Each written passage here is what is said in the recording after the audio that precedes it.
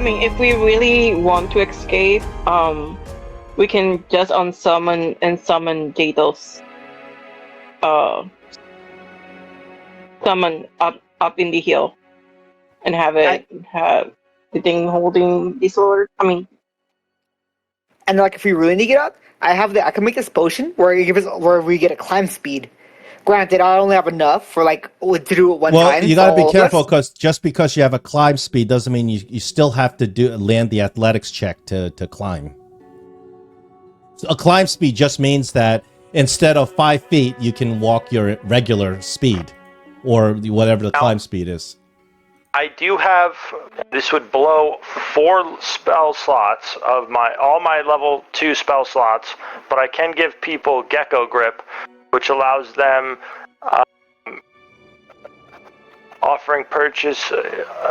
You gain I guess it's I don't know. This says tiny clinging hairs sprout across the creature's hand and feet, offering purchase on nearly any surface. The target gains a climb speed equal to its speed. So is that the same thing then, John, or does this allow you to climb? No, because last time we played. Yeah, technically, having a climb speed technically doesn't actually excuse you from having the athletics check to climb, but from the way it's described, it sounds like it should. Because if you're all of a sudden like Spider-Man, I mean, it should be easy to climb. I mean, last time we did this, I know you didn't make me do a DC for the character. Yeah. I didn't want to bother with that. But if you want to, I mean, I wouldn't tell you no. Obviously, I would just ask you if you would lower the DC due to the nature of the spell. Actually, I'm looking this up right now on Player Core 420. A climb speed does allow you to move up and down inclines without the athletics check. With a climb speed, you automatically succeed. There we go. Now we clarified that. Perfect. oh, perfect. Cool. I think if we do, we should go the potion route then. Just because I feel like you're more reliant. There's certain exceptions to this rule. Obviously, if you're climbing across a ceiling, I don't even know how you would do that. Or if there's some really extremely difficult circumstance, like you're climbing a completely smooth surface, like the side of a metal sphere or something. And also, if you have climb speed, you're normally, if you're trying to climb and you're grappling something, you're off guard. You're grappling the wall to climb, you're off guard. But if you have a climb speed, you're not off guard. So that's another bonus. Because climb speed is not something usually for PCs. It's usually describing the enemies, like monsters that climb. But if you get a climb speed, then you get the same benefits as the monster that can climb. Oh, that's interesting to know. You guys are not in combat, so I'm gonna do 10 minutes of exploration activity or whatever. So you guys, actually, that creature that you were fighting, that fast Fey guy, he has eluded you and run up the stairs to the center tower.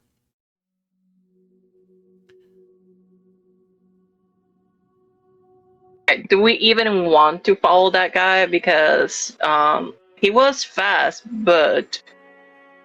Well, you guys do remember fighting him. You remember his numbers. So this is the difficulty of the area you've entered. So the choice is yours. I mean, he's not going to have a lot of space to run in there. I mean, the tower doesn't look that wide.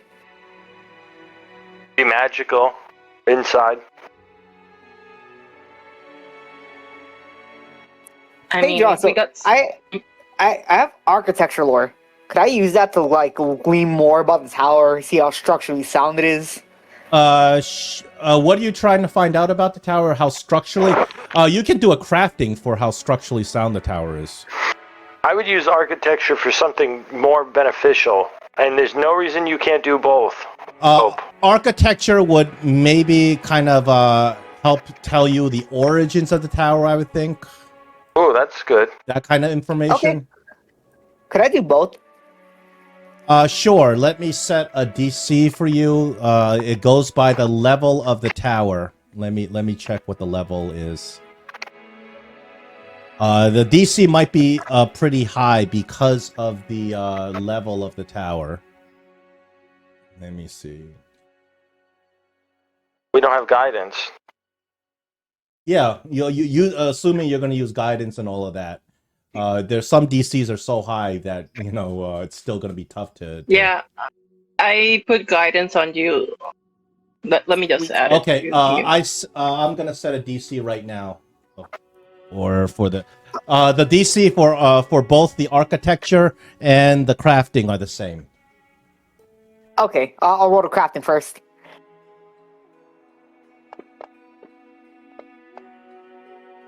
That is a critical success. From what you can see, the tower is mostly the tower is pretty intact in terms of the stonework. The woodwork, there's some areas that used to be wooden, some floors that used to be wooden. They're not going to be doing well. But then again, this tower is so ancient that most of the wooden parts of the tower have collapsed or rotted away. So whatever the areas of the tower that you can see are pretty structurally sound because they've lasted probably hundreds of years. Okay, and I'm gonna go for that architecture now. That's a failure. You can't tell what kind of what who built this tower from the architecture. A very Gothic looking architecture though. If you think of like what Gothic style looks like, looks a little bit like that. Okay. John, while you guys do the architecture stuff, I'm going to heal Jadel and Gunther.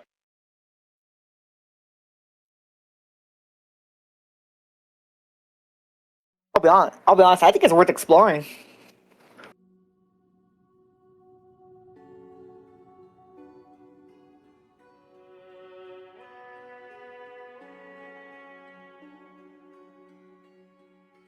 So yeah, go and check it out. But clearly, this tower is kind of in the realm of like hundreds, thousands of years old. Very ancient. Obviously, whoever's kind of here now, probably not the people who built it. Yeah, I assume so. I think it was like this. I think it would look like a small little fey creature, is what that like. Yeah. Well, so typically, all fantasy settings, some ancient peoples build a tower, and then they leave or disappear or die, and then the tower goes into ruins, and then at some point monsters squat there.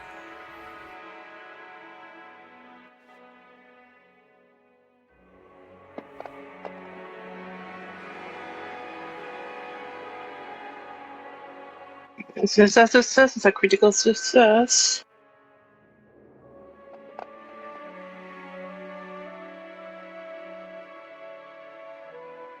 Okay, done.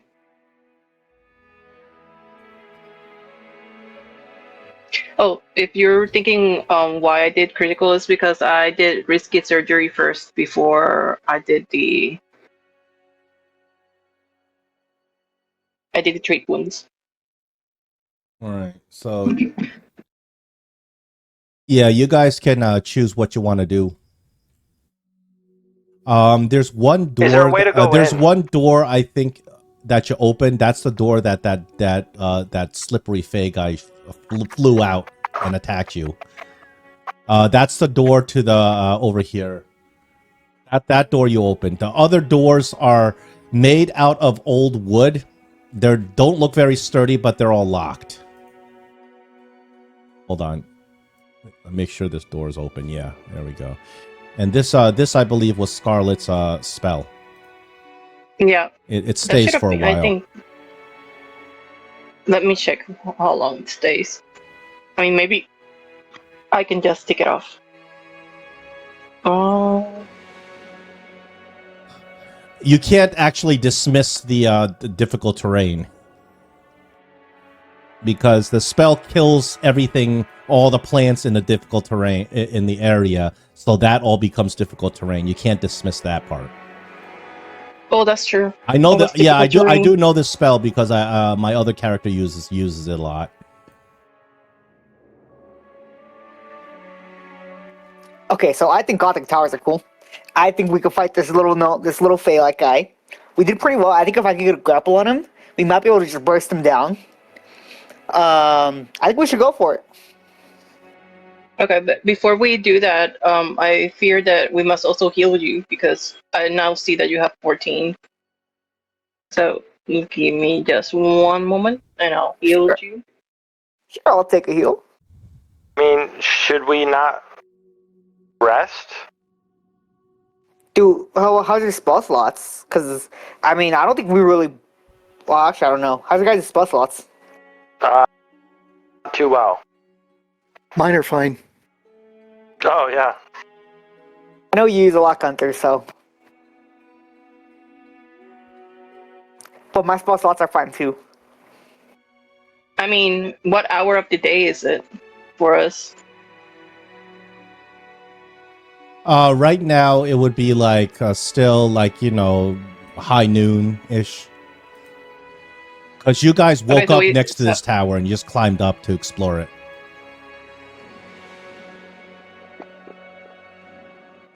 Oh yeah, and we do fight this guy. I forgot that I could use this elixir, but I'll use it next fight. But how do I? There you go. and then I was gonna say is if we rest here, I can change one of my spells, my second level spells. Instead of getting a signature spell out of it, I can get one that is available to me but not on my list, and I can get I believe there's a spell that helps me see invisibility.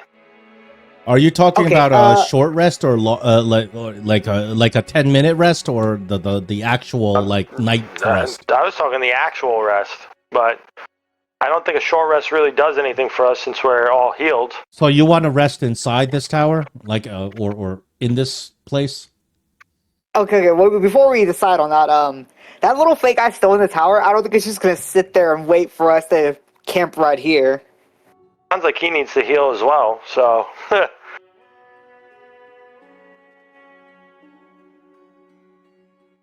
I mean, It's your if he call. We don't know what else. Why don't we go in the tower the first and see what's there first? And if it seems bigger than it is, then we'll decide then.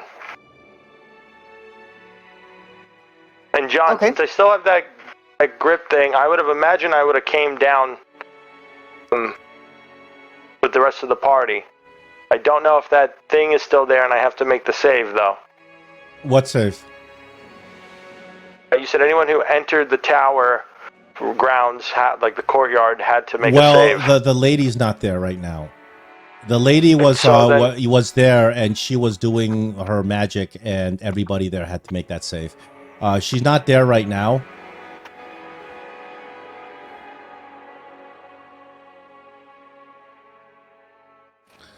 Okay, hold on. I got a token lock. Just stay right where you last left them.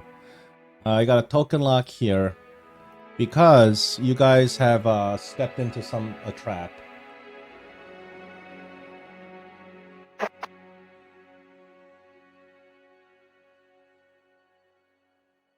Well, of course we did. well, I mean, I never followed. I was behind you guys. No, they are on the Thanks. trap. You're not. As you guys step into the grounds of the central tower, a weird purplish, green, part purple, part green, part white, sparkly fog just flies out from the center of the tower, causing it is a phantasmagoric fog. Hold on. Well, that sounds magical. Yeah, it is magical. Here, it's easier if I do it like this. Oh, why are all these things in the...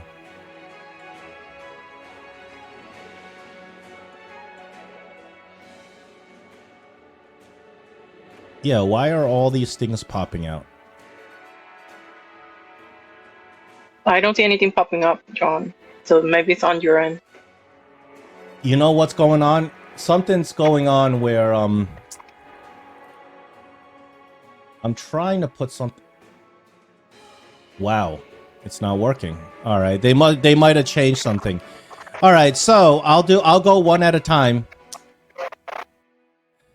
So as the fog the entire everything inside this tower fills with this kind of a magical sparkly fog. You get a -2 circumstance penalty to all perception checks inside the fog.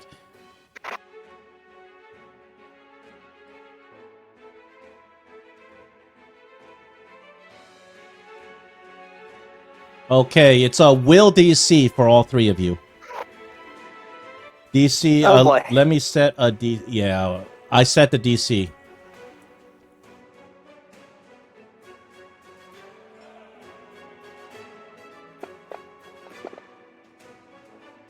That's a fail. Fucked.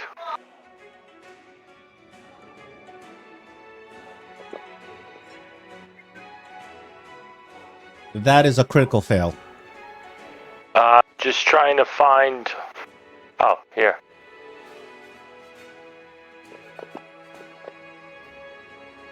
That is a critical fail. So the fog's magic starts seeping into your very being. People who have failed at level 1 failure, it works like a poison. With a regular failure, which is Talos, you are stupefied. So that's a new condition that we don't all you're stupefied 1. We use that. I do it all the time. Oh, I don't think any of you have been affected by it. No, but you have. Gunthar and Aramin, you critically fail, so you are stupefied 2. Stupefied. Waiting for the end. Stupefied is very, very bad for spellcasters. Stupefied 2, and you are confused. You don't want to be confused in this game.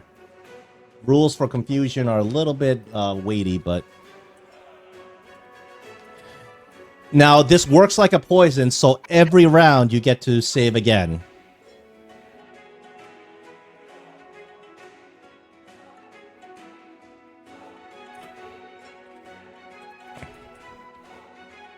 I'm sorry, not Stupefied 2, Stupefied 1. Stupefied 1 and Confused, Stupefied 1 and Confused, and Stupefied 1.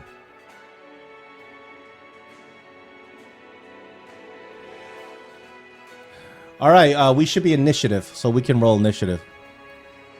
This obviously starts a combat encounter.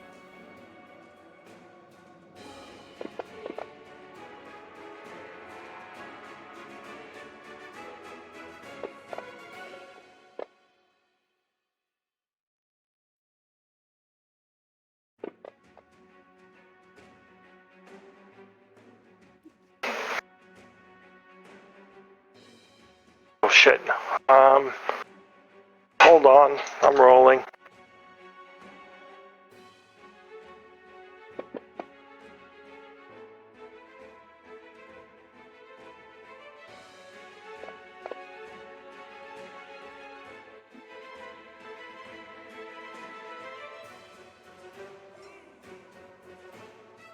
Alright, are we all in initiative? Hold on.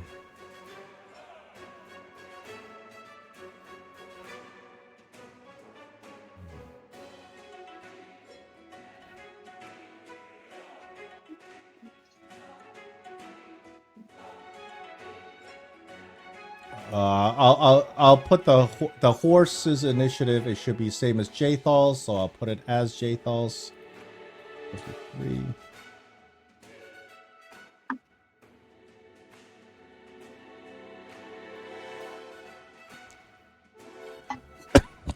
All right, Gunthar. Here's the situation. You are stupefied and confused. The stupefied is a -1. to all your mental attributes, including will saves, any future will saves, and as well as if you were to cast spells or use, wisdom, charisma, or intelligence-based skills. So that might not be important to you, but the confused is really bad. When you are confused, that is actually one of the conditions we haven't encountered yet. So what I'm gonna do is I'm not going to be taking control of your character. That's a nasty thing to do. John. But yeah. So you weren't hearing me before. I accidentally rolled twice. My initiative should be 14, not 28. Oh, how did it get to 28? Oh, I accidentally double clicked on it and it re-rolled. I got you. Okay, I'll drop your Nishan Talos. You're up. You are stupefied 1. Stupefied probably won't mess you up too much. What it does is it's a -1 to any sort of mental based skill, anything based on will, intelligence, or charisma. Okay. At the end of your turn, you get to roll that will save that you rolled before again to see if you get worse into this. It's technically a poison, so if you go to another stage of this, or you recover from it. But remember, so your John, will save is -1 because you're stupefied. Gotcha. Question, John. Is that poison, is that persistent, or is that only when we're in this magic gas cloud? You don't know. The poison, if you're poisoned, it will stay on you even if you leave the gas cloud. But you don't know how long this gas cloud is going to last. Gotcha. So I should just try getting out of here right away. Yeah, you're... do you want to take a step out? I don't like John, the way can you you said that. But yeah, I'm sorry. I was going to be real mean and force Gunthar to do opportunity attack you, but you know what? Gunthar, you don't have a reaction yet, so I'm not going to let him do that. Because technically he's your enemy right now. He's confused. John, can you put where the smoke is, the range of it? The smoke is in the border of the inside tower. You can see it, right? Of the ground. Hey, John. Yeah. Okay, so if I move right here, am I out of the gas cloud? Yes. Is that fire still there? What fire?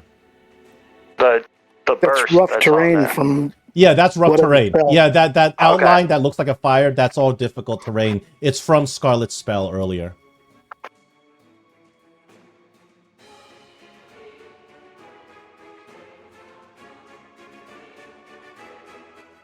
Okay. Hey, John, if I want to reposition somebody, could I reposition them due to, like, example, if I wanted to reposition Aaron, could I reposition him behind me? Is that an option if I roll well enough? Because I know it's like 5 feet to 10 but feet. Because he's confused, he's going to behave like an enemy, and he's going to defy your grapple. So yes, you have to grapple him first to reposition him. Okay.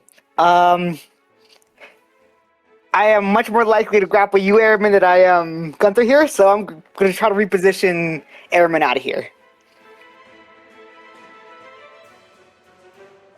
You have to grapple first, because once you have him grappled, then you can reposition.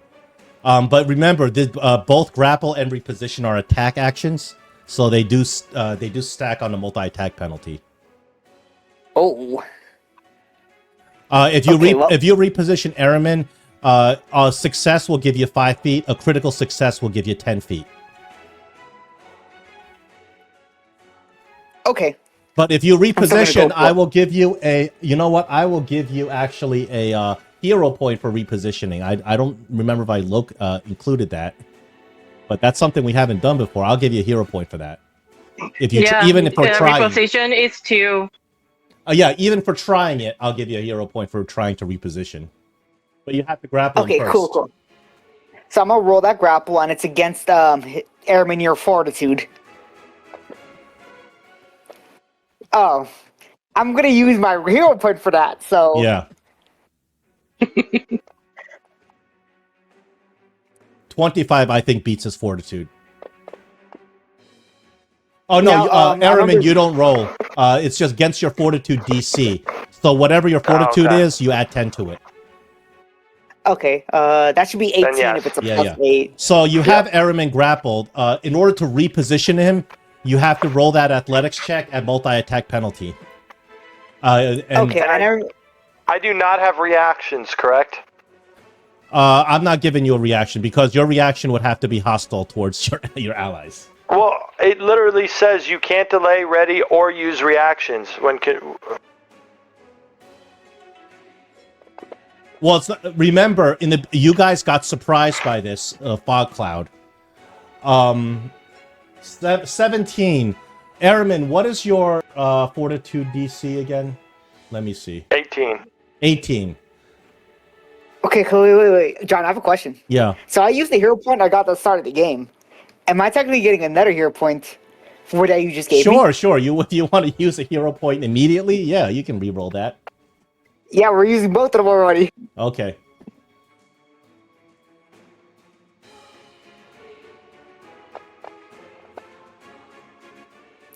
Oh, wow. You just made it. Move him 5 feet in any direction you'd like. You know what? Wait, he rolled twice. I thought it was 10. No, he used the second hero point because doing the reposition action grants him a hero point because that's one of the actions of the day. Yeah, I see 2 athletics in there, though. That's why I was asking. One was to grapple you, and another one was to reposition you. Okay. All right. Yeah, I'll let you do that. You do like a suplex or something. But the problem is this is technically inside a wall, but I'll say that Aramin is let me put him. I'll say that he's on the edge over here because technically where you're trying to put him is inside a wall, but I know what you're doing and it makes sense. So, I'll put him right here on the edge of the wall. Appreciate it. Okay, but yeah, that's actually all 3 of my actions. That's my turn. Okay, anything for Jathal and her horse? Let me put Jathal in the square. She was in between squares. Yeah, something weird is going on with the tokens. I don't know what the hell this is. You keep moving it, and it keeps changing. Am I able to stand here? Where? Sure. You're kind of against the wall a little bit, but it makes sense. And first we'll just go right here. That's her action. Well, she has one more action left and the horse has one more action left. Oh, that's true. Because she used one action to move, one action to command the horse. I might as well use something, right?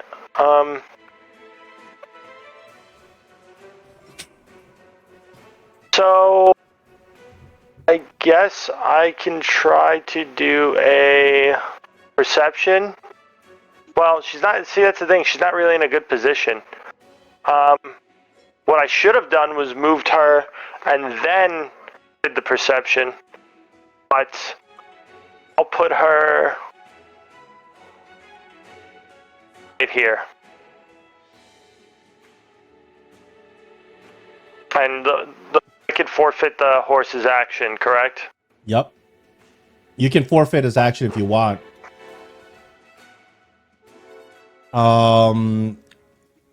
Gunthar's up. Gunthar. So you read the description of confused. You don't have your wits about you, and you every character around you is an enemy. You are permanently off guard while you're confused, and you can't delay, ready, or use reactions. You use all of your actions to either strike, meaning attack, or cast offensive cantrips.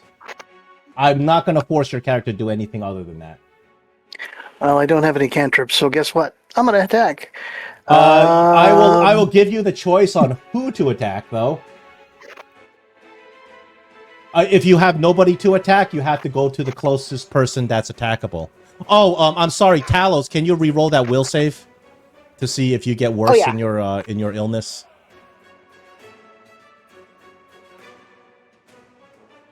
That's that takes place at the end of your turn. 22. Unfortunately, that is still a failure. You hit stage 2, which is confused and stupefied 1. Oof. So we don't even need enemies to TPK the party. You guys will do it yourself. So Gunthar, yeah, I leave it up to you on who to attack, but you must attack somebody. And if you can't attack, you have to use all your actions to attack. And if you can't attack, then you must use movement to get to something that you can attack. But I'll leave it up to you to attack whoever you want. But it's got to be one of your allies. All right, I'll attack Jathal. She's close. And she can probably take it. Because Talos is off guard. Now that he's also confused. Unless tonight's different, I kind of wish I was next to Gunthar because at that point he'd miss. Crap, I should have Yep. targeted. Well, luckily you missed. You have 2 more actions. You still have to exhaust those 2 actions. Multiple attack penalty. Yup. Attack penalty is normal. Ooh, that one's going to hit Jathal. You rolled too high on that.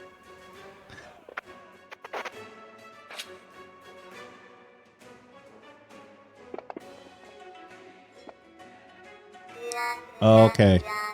Third one misses.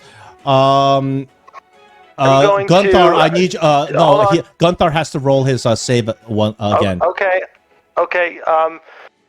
She's gonna do selfish shield. Oh, Gunthar. All right, you are stage 3, confused and stupefied 2. John, Yeah. she's going to gain. She's gonna gain resistance again, and Yeah. against the triggering damage equal to 2 plus.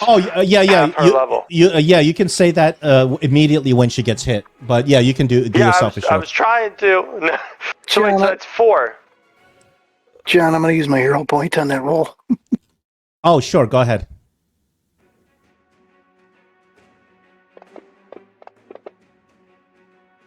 Whoa!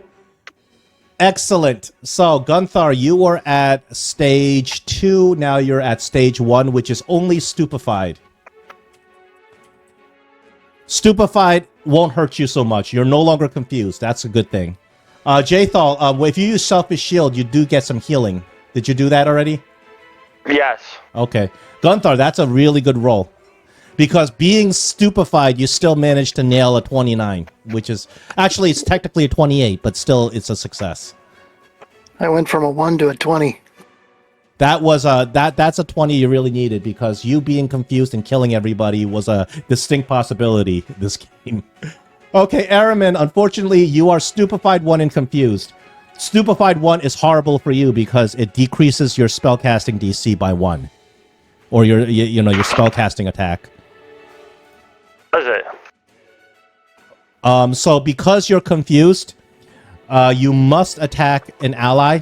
You must use an offensive cantrip. Can't be a spell.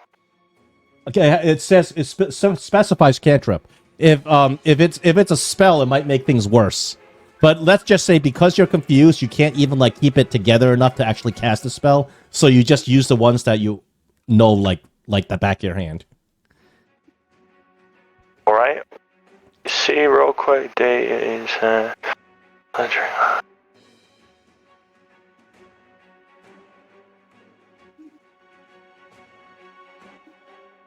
I will allow you to choose a target, even though typically the GM controls it more. But this is the first time we're dealing with this. What did you roll? And you rolled. Electric arc. Looks like you rolled twice. It looks electric arc. Both of those are failures, so you're good. You have a third action. You still have to use that third. Yeah, that's not a lot of damage because you failed and they save for half. You still have a third action. You can't, because you don't have a 1 action cantrip. You have to strike. You got to strike Talos. Talus just took what is that? 18 damage. So He did? yeah, he critically failed. Oh, Yeah. I'm sorry. Those are their saves. Those are not your attack. I forgot. You're casting electric arc. Yeah, they both took double damage. All right, you might be the one killing the party. You have a third action because you don't have a one action offensive cantrip. They don't exist. You have to try to attack Talos with your fist. Guess. Have a where is it? A dagger. You don't. If you don't have it drawn, you can say I'm using my action to draw my dagger because it's going towards attacking. I'm fine with that. Okay, I'll draw my dagger. Yeah, so your mind is a completely like numbed, and all you see are just these evil, vile monsters in front of you. You don't even recognize your allies anymore. At the end of your turn, re-roll that will save. Absolutely. Remember, so I got a you're question, negative John. 1 on whatever roll this is. 17's a failure. You go into the next stage, which is stupefied 2 and confused. Yeah, you had a question? Yeah, I do. Did I get jumped? You did get skipped. I'm sorry. Please take your turn. Okay, just say that I took then a delay action, and that's why I'm at the end. You drop your turn. There you go. Yeah, And I'll let's say that I put did you in a that. square so it makes sense. Thank you. So what I'm going to do then is right now the only one that is confused is Aritman, correct? Yes. Yes. Yes. Okay. Then what I'm going to do is that I'm going to cast Tangle Vine on him, so that way he doesn't. I mean, let me see. You can attempt to escape your spell. No, forget that. Well, the problem with Aramin is that he's a caster and he can still cast range spells. Yeah, that's what I remember. I'm like, oh no, wait. If you can blind him, that'll help. Then he can't target. He has to guess target.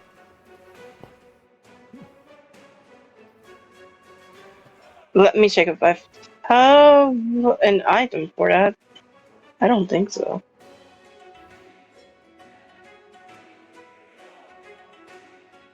I mean, what if I take one of the first that I have and throw it at his face and blind him with it One of the temporarily? what you have? I have fur in my inventory. Fur? Yeah. I don't think that you can do that. I'm not sure how that even would make sense, like in the real world. I mean, imagine it's like a blanket-like type fur. But forget about this. What I'm going to do then is skill. What skill can I do to get more information about that spell? About not the spell, you're talking about the trap, right? The trap, yeah. The trap will I will accept Arcana. I'll accept Occultism. That's it. Occultism is easier than Arcana to land the DC. Okay, I'll do Arcana, but before that, I will do guidance on myself, Okay, go ahead. and then here we go.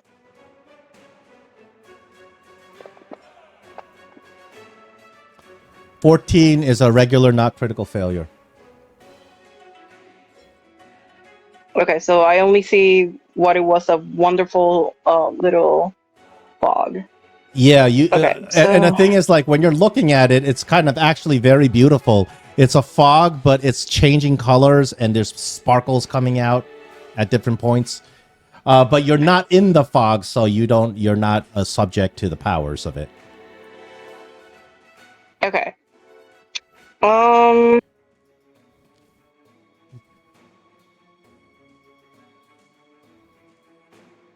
And no, I don't want to get near that. So I am going to just.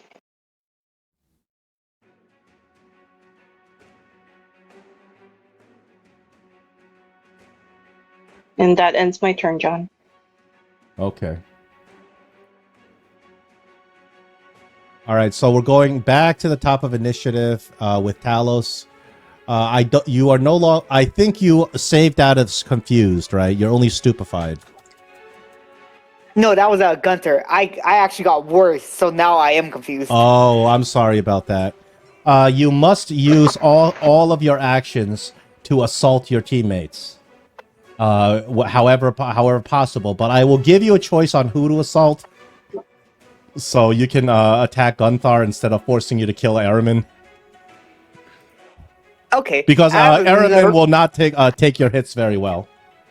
Gunthar might actually block some of them. All right. So hear me out, John. Would you consider crafting like my quick alchemy to make a mutagen and drink it, since that's like a offensive potion, as part of our aggressive thing? If you make a mutagen and drink it and then attack Aramin at the end of turn, I'll take it.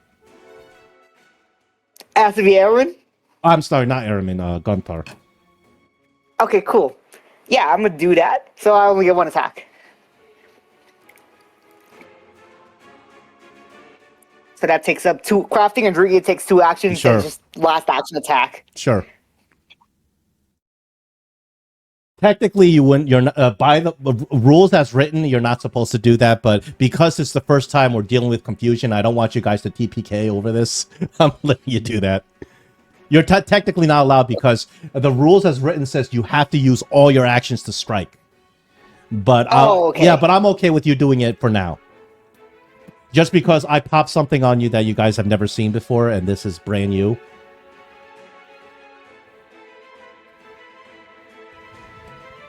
And I'm also giving you the choice on who to attack. Rules as written, the GM chooses who you should attack.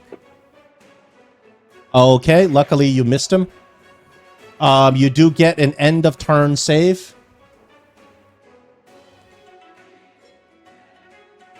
Hold on, DC set.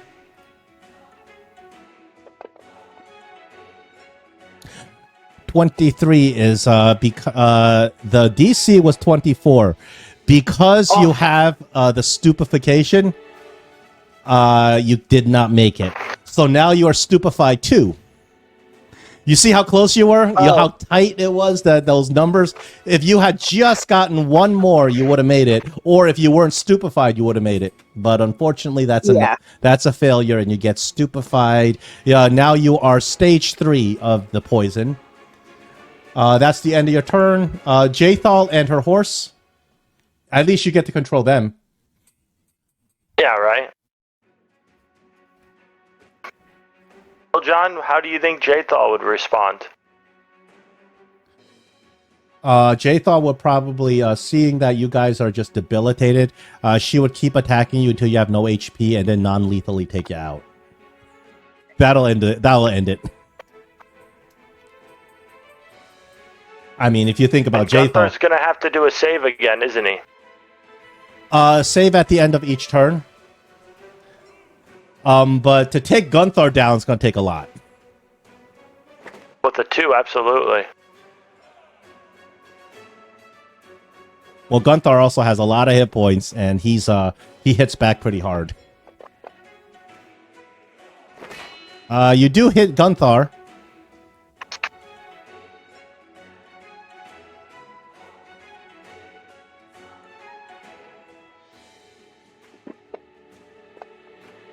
All right, I got good news for you, Gunthar. When you're confused and you take damage, you get a second chance. A flat DC 11 D20 roll to get out of your confusion. I don't think Gunthar was confused. Oh, he wasn't confused? I think he saved out of it. So wait a minute, why didn't he? Yeah, he did save out of it, but he should have done that when I attacked him with my... Why were you attacking him? Then? You said he was. Well, you said he had to do a save at the end. Yeah, I forgot Gunthar succeeded on a save. It was you and Talos that are still confused. So Gunther does not have to do any more saves, correct? Yeah, he's not confused anymore. I forgot myself. Yeah, I'm just stupid. I will let you take back the damage you did to Gunther and redo the turn because I myself forgot. Okay. So then she's gonna go there. 1, 2, 3, 4, 5, 6, 7, 8, 9, 10, 11, 12. You know, she would have the most success in actually taking you down, not Talos. Yeah, but who's gonna do more damage to the party? I don't know. You both can do a lot of damage to the party. Talos drank his Cantress. mutagen. Talos, even being off guard, she misses you. It's so close to a 20. All right. That's it. That's Jathal and Scarlet. Okay. The only one right now that can attack us is Talus and Ironman, right? Yeah, Because- they're both confused. But there's one thing that I kind of showed you is that if you do damage to either of them, they get another chance to save out of confusion, and this time it's a DC 11 D20 check, which is easier to do than the will save. Then question, John. Does it have to have damage, or Yes. as long as they? It specifies so in the description each time you take damage, you can attempt from an attack or a spell. You can attempt another DC 11 flat check to recover from confusion. So the confusion, they do give you a way out. It's not that bad. So if you were to do damage to either of them, then both of them get either of them can get a chance to repeat that DC. It's a DC 11 flat check. It's not that DC 24 Wisdom save. DC 11 flat check is easier to get than the DC 20 Wisdom save. Then I'm going to say I'm so sorry, you guys. And I'm going to electric arch them. It's not a bad choice. Then you can try to save both of them. Yeah. They both fail again, just like when Aramin did it. Okay, so Aramin and Talos, you roll a regular flat, no modifier D20. You want to hit an 11 or better. Nope. Oh, Talos, you're out of confusion. You're still stupefied too, because you still have that poison. Okay, question. Can I, if I attack him And again? Talos, if you fail that wisdom save, that confusion comes back on. okay. That's horrible. It is. John, if I hit Ironman again, does he have again that? Yes. Every single time he takes damage, he gets to do that save again. Do you have something that can hit him again with one action? Yeah, a crossbow. Oh yeah, that's right. Go ahead, but you have to do damage to him. If you miss him, it doesn't count. Yeah, but here's my question. Aramin's off guard because he's confused. Okay, perfect. And another question.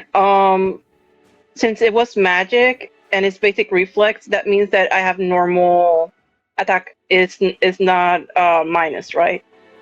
Your attacks are not. Your attack is not affected multi-attack penalty because you cast a spell. It's not affected. Okay, perfect. I just wanted to make sure. Yeah, the only exception are attack cantrips. 14. Well, I think. I don't think you're gonna hit Aramin's. Aramin with a -2 to your armor class. Does a 14 hit? No. Okay, so she's not gonna hit you again. No. Okay, All that right. ends my turn. Gunther, you have cast off your confusion. You're good. However, you're still in this cloud. If you're in that spot. So it fills the entire central tower? No, not. It fills everything up to you. See where you're standing? This line right here.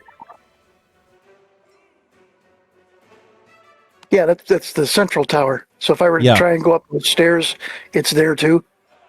You don't know how far it extends, but yes, you can try to run up these stairs. If Well, you does want. he see it in there? If you want to do a seek action, you can do a seek action to take a closer look. But remember, you get a -2 to perception checks because the cloud is very thick. But you know where the stairs are. You can try to go commando and just run up those stairs and see what you find. All right, that's one movement. So when you get up the stairs, you realize that the stairs. This tower has 4 stories. The 2 stories in the middle are missing. They were made out of wood and they're collapsed. But the last story, all the way on the top of the tower, that's accessible and it's stone floor. And you can run up there, but it's going to take many actions to run up there.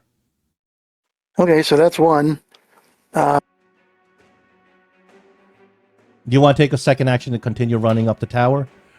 Yeah, I can't see it to do it, but yeah. Okay, so it'll be like over here. 1, 2, and then the third. If you take a third action, you'll end up somewhere around here. But you're 1 step above, so I'll kind of mark that off by going like this. It's actually 20 feet above. Okay. There you go. Okay, Araman, you're still confused. Okay. So this round, you gotta attack your allies. Of course. But the good news is you're stupefied too, so that's a -2 to whatever magical spell you're casting. Whether it's your spell save DC or your attack bonus, it's a -2. Okay.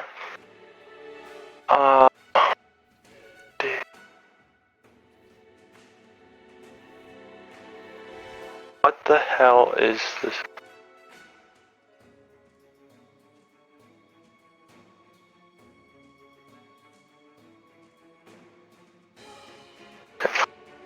Okay, so I'm going to target Scarlet.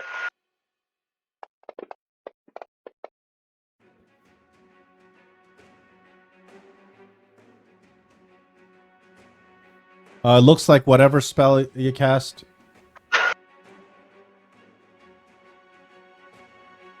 What did you cast? Oh, you cast Daze on her.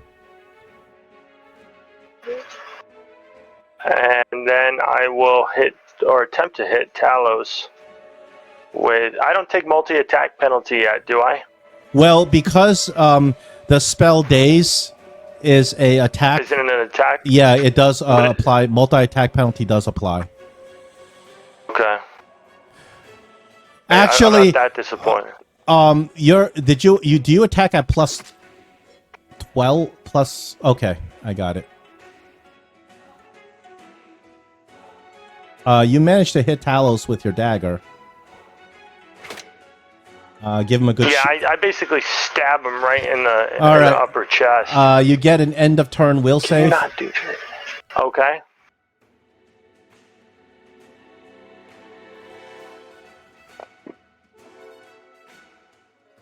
That is, you do not succeed. There is no stage 4, so you're stuck in stage 3. Talos, actually, at the end of your last turn, you didn't move from this spot, did you? But then again, at that time, you were already at stage 3, so it wouldn't have made a difference anyway. So now it's your new turn. You are not confused. Okay. So what I'm going to do, I'm going to go for 2 punching attacks against Airman. And a punches is only a D4, right? Do you have anything that gives yours punching attacks? Any special damage? Some things do, some characters do, like monks do. I don't get anything for like unarmed attacks. Okay. I'm just gonna roll my normal roll, but I'm gonna roll the D4 damage. Just because I don't have like a punch backward set up. Sure. But you still have to add your modifier and your mutagen modifier. Yep. Go ahead, give Araman a punch.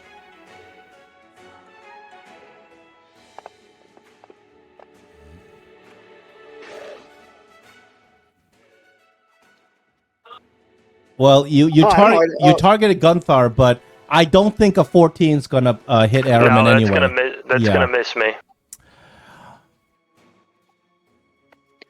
I'm not sure why I'm targeting Guntype, but it's not letting me untarget him now. Probably because you can't see. Oh, there you go. There you go, fixed.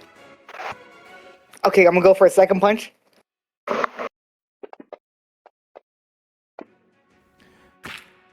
Is that with multi-attack penalty? It should. no. No, it's not. No. So that would have been. It was with a finesse, so that would have been -4, so 18. I just need to double check to see how much Mystic Armor gives me.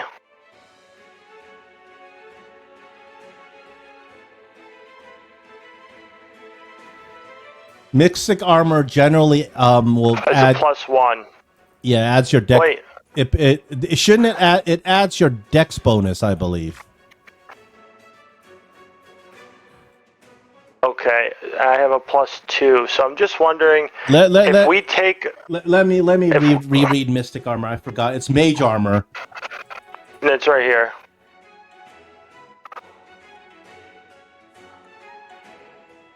I guess it is applied, but if I have a AC of 18, no, I would have a 19 then. Oh no, so no. It adds your maximum dexterity modifier, but your dexterity modifier is already being applied to your armor class, so it doesn't change that. So all it does my is armor give. class is an 18. With mystic armor, it would be a. Well, it's 18 with or without mystic armor. So why is it 18 without? Well, you have a proficiency bonus in unarmed. Unarmed, everybody does. So every level, your armor class goes up 1, no matter what. Now, when you're unarmored, you just have your dexterity, but it's just based on your dexterity. So it would be your dexterity plus your proficiency level in unarmored, just normal unarmored clothing. So does that mean Mystic Armor does, what is it called? Nothing for me at this point? So proficiency, no, Mystic Armor always will at least add a +1. Yeah, so my AC should be a 19 then. If you look on my character sheet, it says AC is 18. Okay. And then it says, all right, let me calculate this. Bonus. You're level 4. Your proficiency in unarmored combat is probably trained. There's no reason for you to be expert unarmored. You're not a monk. So if it's trained, then it's 2 plus your level, which is +6. Your dexterity modifier gives it +2, which is an 18. That's your base armor class. Mystic armor makes it 19. So yes, you're right. Okay. So should I just turn that to 19 whenever this is on, and then just remember to toggle that? The Mystic armor automatically does that, but it's not reflected in your character sheet. It's just that Talos rolled without multi-attack penalty. Yeah, he rolled a 22. Yeah. So yeah, okay. So an 18 is a miss on his armor class. Okay, and since I know this whole area, this fire area, that's all difficult terrain, right? Yeah. Okay, I'm gonna go. You can't go. You have to attack for your third action.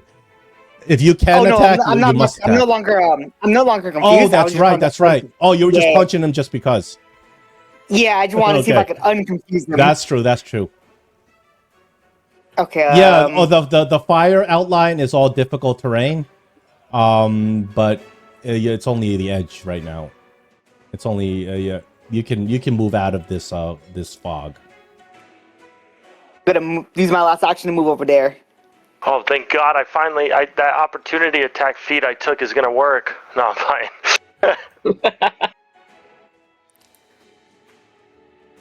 Okay, that's the confused condition actually doesn't specify you don't have reactions in the confused condition. Yeah. All right, that's Talos, Jathal, and her horse. I guess Jathal would want to attack me at this point, right? Well, in her mind, the easiest way to figure this out is to just take out the person who's confused non-lethally, and then figure it out. That's why. So there's one. That's how I think she would think. So she'd use her scythe still, and then non-lethal at the end. You can choose that. You figure out what you want. She do. You know, she might be. Because you're her. You're her master. She would she try to punch you instead. And how do I formulate a punch? The punch is the same attack bonus, just the damage is different. Right, so I'm gonna just roll the. Yeah, attack you can bonus. roll the scythe. 16 actually misses you.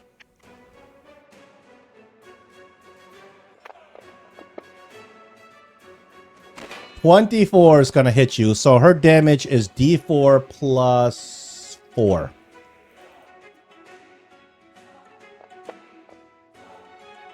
So that's 10 points of damage with her socking you. I'll change that. It's 4, 6, 7, 18, 19. And at this point, you get to roll another flat D20 to get out of confusion.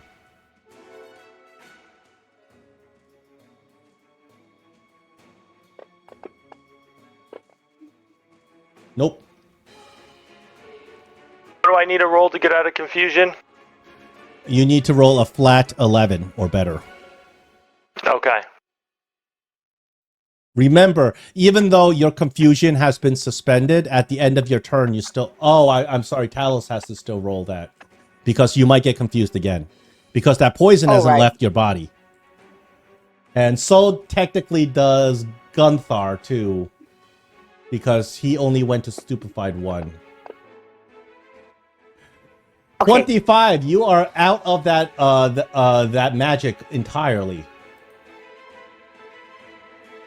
Gunthar, I need another will save, going retro actively into your turn.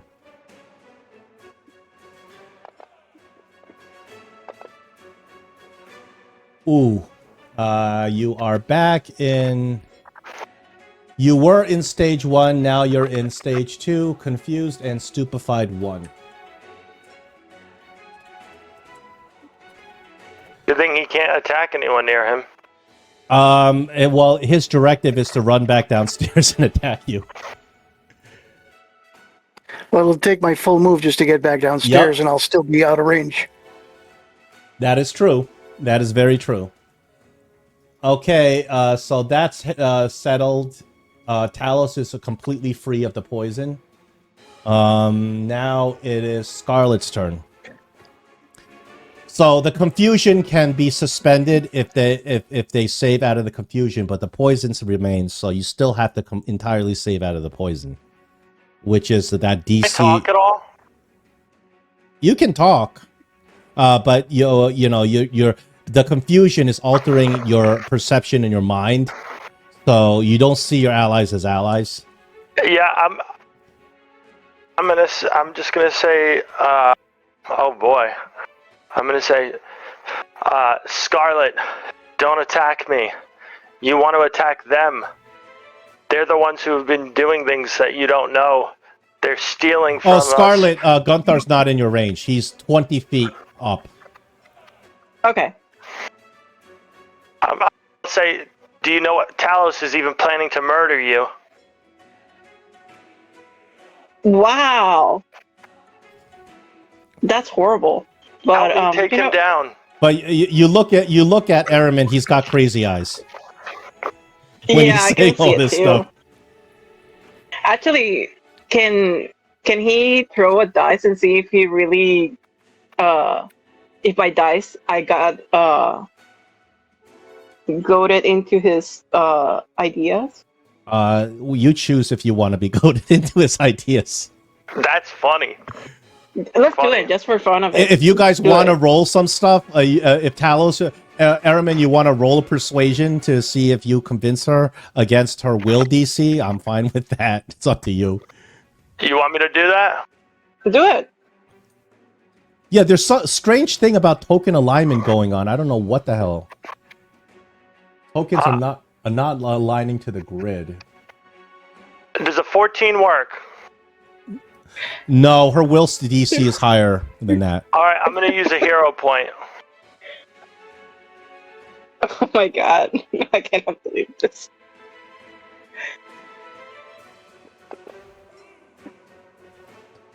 Does a 24 work? Against her will DC, that's successful. That's not a critical success. That's a success because the Okay, number so- was 22. Her will DC. He got me thinking, so I'm not going to attack him. So I am going to throw a. Let's-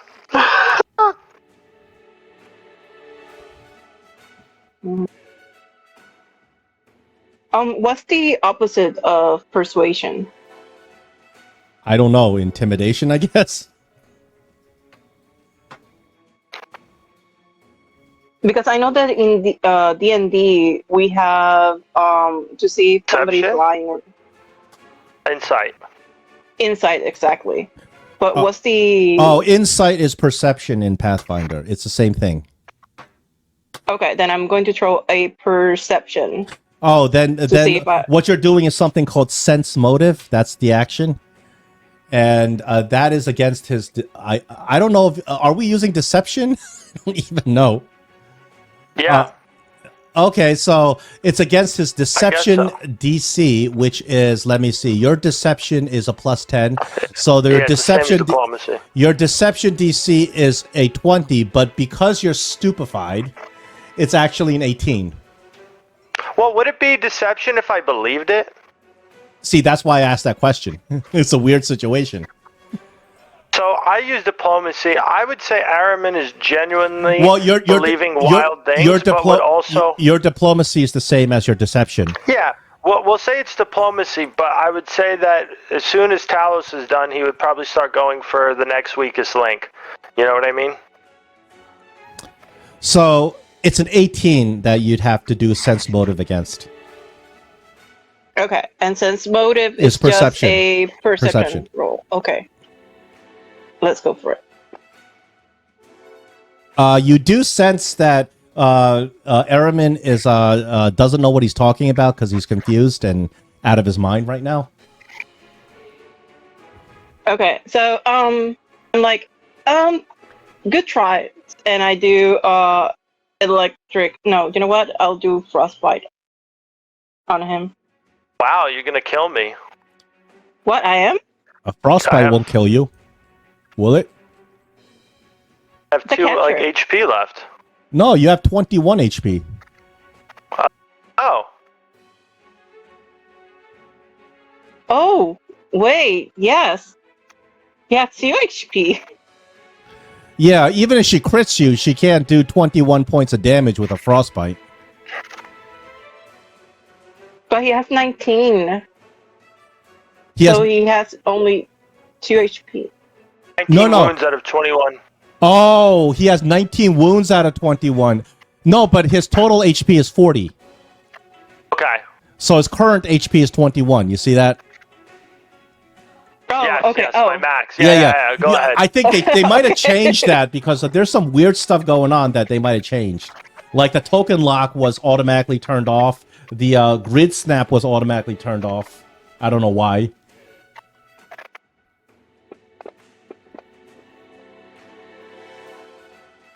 oh, fuck. But you had to say crit, huh, John? Well, she still can't do 21 points of damage, even if she maxes out all her dice. That's 20 No, but points. Gunther will. Oh. Aramin, the good news is that you get another save.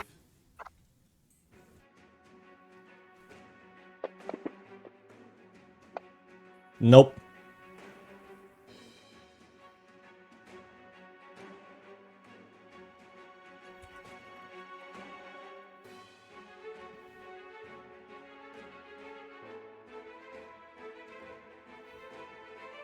All right, so that's it. Scarlet, do you have one more action? Do you want to do anything? You reduced Aramin to 1 hit point. Oh my god, I feel so bad. That's okay. Um, It is what it is. You can heal him later. that's true. You also froze him because the crit on a frostbite slows his speed, right? Yes.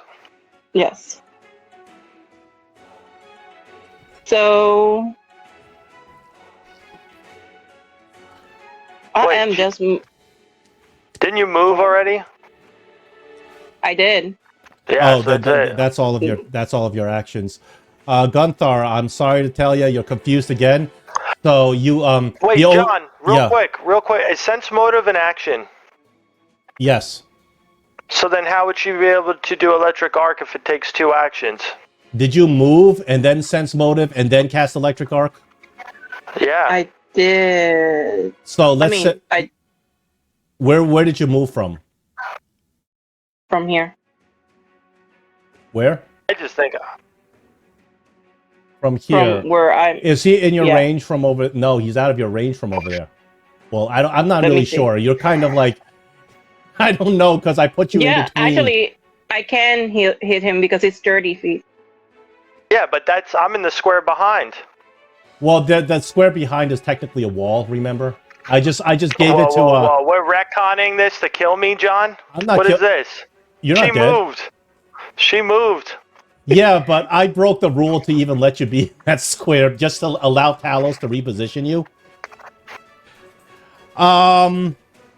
All right, I gotta make a call on this because otherwise we gotta, you can't move and then sense motive and then also Yeah, have so two action to attack. I can cancel the damage if you want, John. Well, I part have of it, no problem with that. part of it is it's my own fault. So how about this? We'll have a compromise. I will let you do the attack again, but I will let you do the attack, but you have to roll again. Okay. Okay, and just roll his save again. I'll let you not move, not do the sense motive, and I'll let you attack again if you want.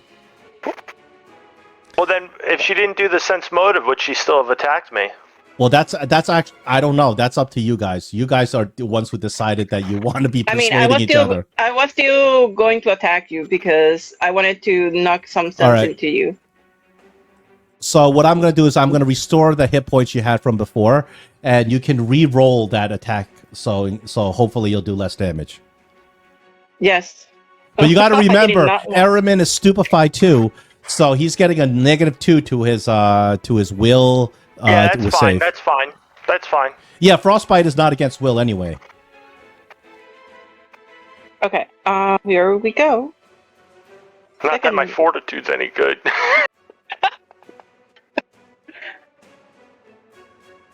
There. Okay. That's successful. Now you get half damage. And on top of that, Aramin, I'll give you another chance to do that save.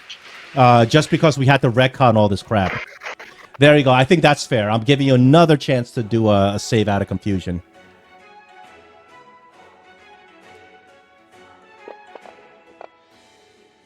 Well, that's another fail. All right, Gunthar, it's your turn. Unfortunately, you don't have much you can do because you're confused, and the only thing you can do is to try to attack your allies. So, because there's no allies within range right now, you're gonna have to make all your movements to get to your allies, which is gonna bring you back to where you started, pretty much. So you started over there. That's one movement, 2 movements, and then 3 movements will get you all the way back to the mouth of this area. At the end of your turn, you can try that will save again.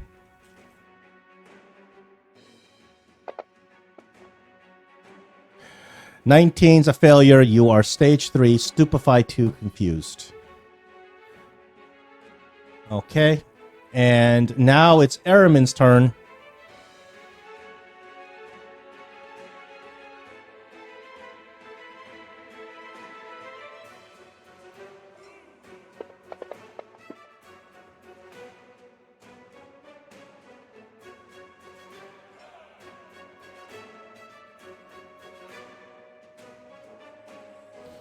Okay, you cast Daze. One more action.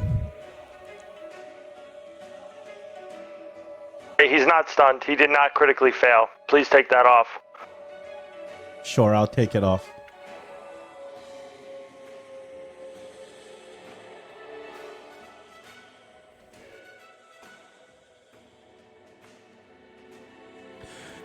So I'm not. Poison usually has a duration. I'm just not telling you what the duration is. Like it doesn't last forever and ever. It usually has some sort of duration. 1 round, 1 day, etc.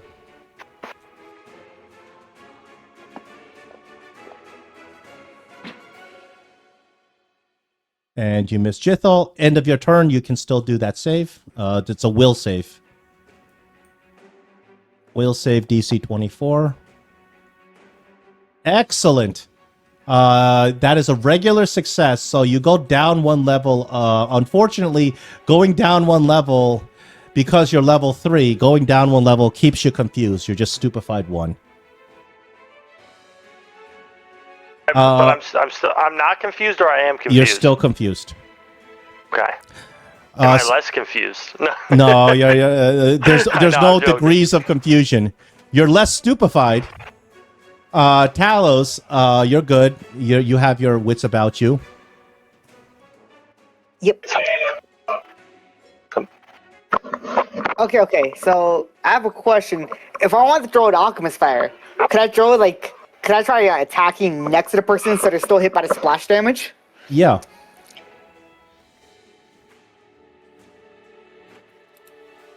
$45. I would have gone about right here. That'll give me in range. Hey, why did you run? Cause I was out of my range for throwing an alchemist fire because they're only 30 feet. Oh. Okay, and I'm just gonna throw how do I waypoint? Well, remember, both Gunthar and Aramin have the poison.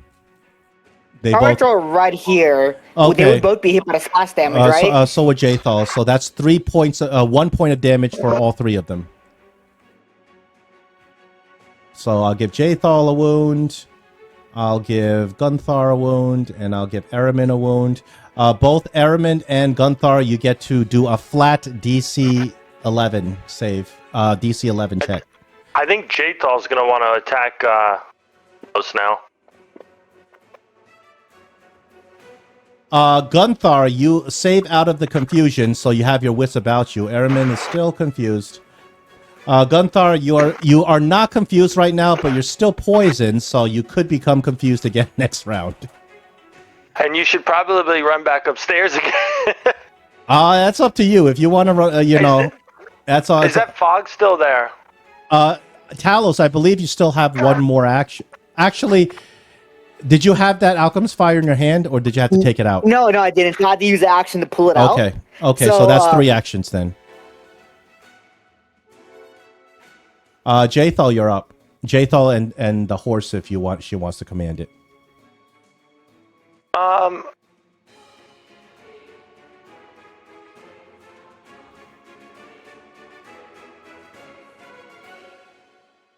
See.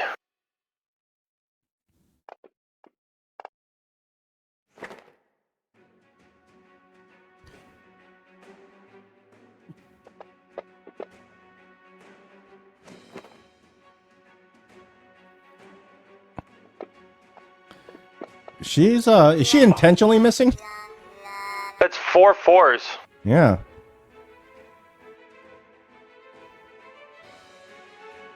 All right, Scarlet's turn. I wonder, John, you can't talk sense into someone in this, can you? It's a magical effect. Okay.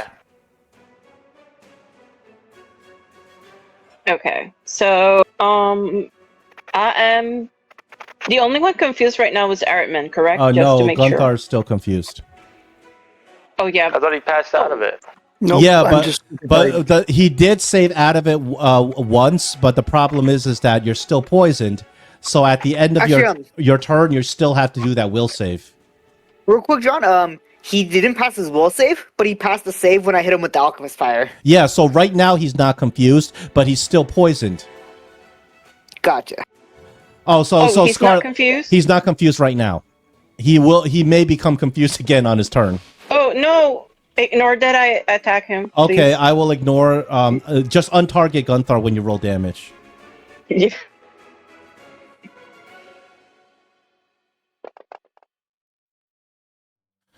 All right, Aramin, you get another save. Change dice. Maybe that will help you. Wow. Oh my god. Yeah, Yeah. you're not doing so good on Cha- those rolls. Really change the dice. Maybe that it's kind of like the physical dice that you sometimes have to Yeah. change the ones that you have for another. Do you have anything else on your turn that you want to do before Gunthar goes? That ends it because I moved and attacked. Gunthar, it's your turn. In the beginning of your turn, you're not confused, but at the end of your turn, you might get confused. Okay, I'm going to run back up the steps. All 3 actions. All right, so it's gonna bring you back to the same place you were before. So this is the way I'm counting running up the steps. For 3 actions, you get 1 floor. So right now you're on the second floor, even though there's technically no second floor. At the end of your turn, you got another save. All right. If nothing else, this is keeping me out of killing somebody. That is true. You know, you can intentionally drop your weapons and all that stuff because you know you're gonna get confused. That's another thing you can do too. But you don't want to drop it up the stairs, then you're into trouble. You did it! You saved. That, unfortunately, that only brings you to stage 1. But that save brings you to stage 1, so you don't begin your next turn confused. That's a big, big bonus. Alright, Aramin? Hold on, Gunthar, I do have a question. Are you including the, let me see, your stupefaction? No, you're not. So because you were stupefied, that's a -1 to your will save. So technically, you rolled a 23. You rolled a 23, which is a failure. So I'm sorry to tell you, you're in stage 3 again, confused and stupefied too. Aramin, you're up. You see how bad some poison can be? And there is poisons have a duration. I'm just not telling you how long it's going to go. It could be, 4 rounds. It could be 6 minutes. It could be 5 days. You don't know. How close does electric arc have to be to someone? It doesn't say 30. 5 feet. 30 feet to you. So they don't have to be 30 feet within each other, but 30 feet to you.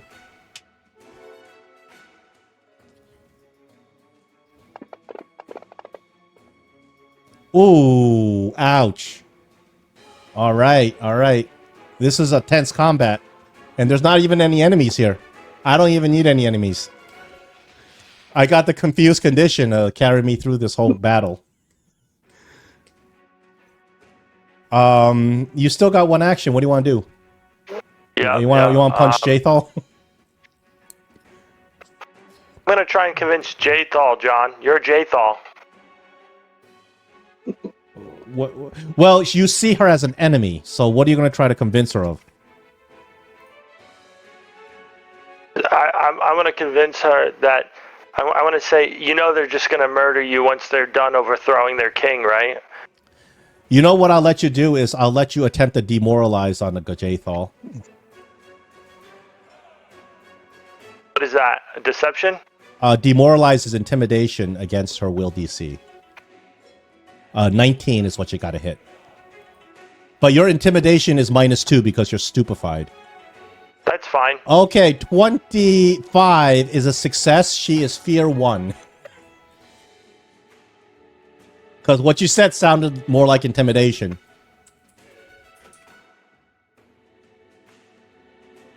Okay, Talos, you're up. What do you want to... Hey, hold on, let me do my will. Oh, I'm sorry. Yes, please. Do your will. Nope. Better. It's better than before, but the problem is your will save is at a -2 because of your stupefaction. So you see how this condition is making it hard to save out of the condition. That's why it's nasty. That's exactly what happened to Gunthar. He literally was -1. See, if you had provided Gunthar 8 or something like that, we would have made it. Talos, you're up. Okay, I'm gonna throw an alchemist fire right here, so he's just hit by the splash. I'm using 1 action to pull it out. I want to throw it. Sure. That's And, 1 point of damage on Aramin. And I'm just gonna use my last action to raise my shield. Okay. Jathal and her horse. Now, Aramin, you're very low on HP, so in order to do a non-lethal attack, what you have to do is you do a regular attack, but you do it at the -2 circumstance penalty. And if that attack is successful, you roll the damage. If that damage breaks to 0, you are unconscious, but stable. That's how you do a non-lethal. So you can use a weapon to do it. You don't have to do it with a fist, like or anything like that.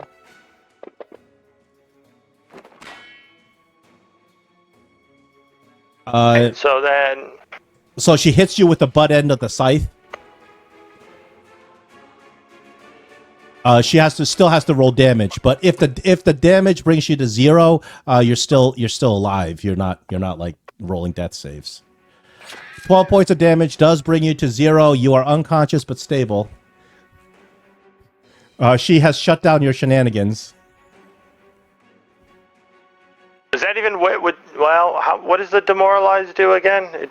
It gives them -1 to her everything, but it ends at the end of her So she turn. still would have hit. Yeah, she still would have hit. But it ends at the end of her turn anyway, because every turn your fear level goes down by 1 just by passing the turn. Yeah, sure. So at this point, she still has 2 actions. Yep. And Talos is no longer making will saves, correct? Talos is free of the poison, but Gunthar is still poisoned. But he's Is 20 the fog feet up. still there? Yep. He's 20 feet up. Okay, yeah, and the fog's still there, For so now. she's not going to step in there. It would be very foolish to do so. Of course. Unless you're So- really confident she can make that 24 will DC save. I want her to move me out of this area. I don't even think you need to, to move an object because of your weight. I think she can just move you. But if you want to roll in athletics to see if she can move you 10 feet instead of 5, because technically moving a body is like 5 feet at a time. And what if she calls the horse to her and moves him? Then I'll charge you several actions. For instance, you move the horse there. I'll charge you an action to pick Aramin up and put him on a horse.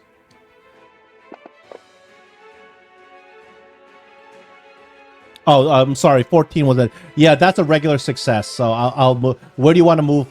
Move Aramin. Just here? Out over on the other side. Like The problem is Talos did? she can't technically move you here because she's not over there. No, not that way. The other way. Oh, here? Yeah. Yeah, but that's 10 feet of movement. Okay. Yeah, she can only move you here. All right, and then she'll just do another one. You can try to roll again to see if you can get 10 feet. Yeah. I'll give you a success on that. So, 10 feet. Where do you want to move? Like here? Yeah, it's fine. All right. So she drags your body over there. Now you're safe. You're unconscious but stable. But you still have to roll the poison checks, even though you can't even do anything. Scarlet, you're up. Okay.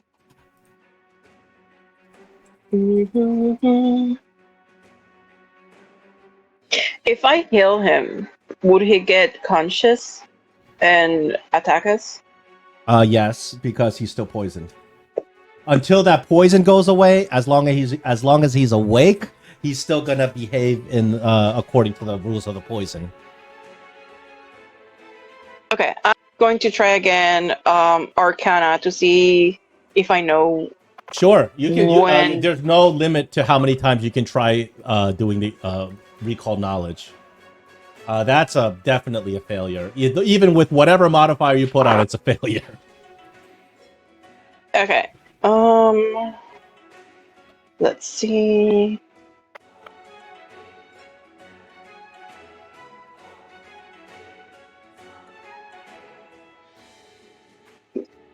Mm, You know what? I'll just.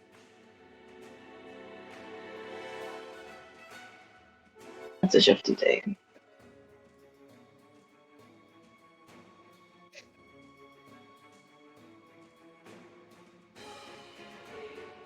Let's see.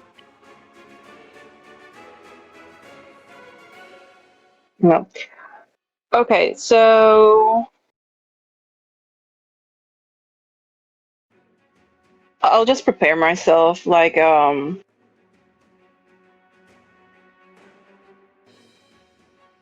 just to ready myself because really there's nobody attacking us, and the only thing I can know is try to get knowledge on that. But I cannot do any more skills on it, right, John? You Just can once. roll recall knowledge as many times as you want. There's no limit to it. Okay, then Yeah, I'll but you keep doing still at Arcana. some point you got to hit that DC. But It really doesn't want me to know about it. Okay. no, Then the my DC turn. is too high. That's the problem. Now it's Gunthar's turn. I will just move you back to where you were before. And then end of turn will save. Get out of confusion. Nope. Oh man, you're getting real close. Okay, you are back in. You continue to be in stage 3 confusion and stupefaction. Aramin, you're unconscious, but you still have to roll that end of turn will save.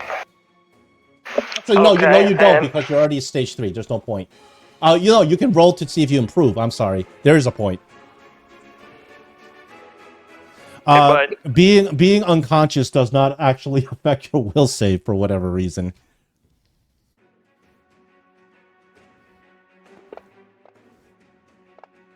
-24 is a -2, right?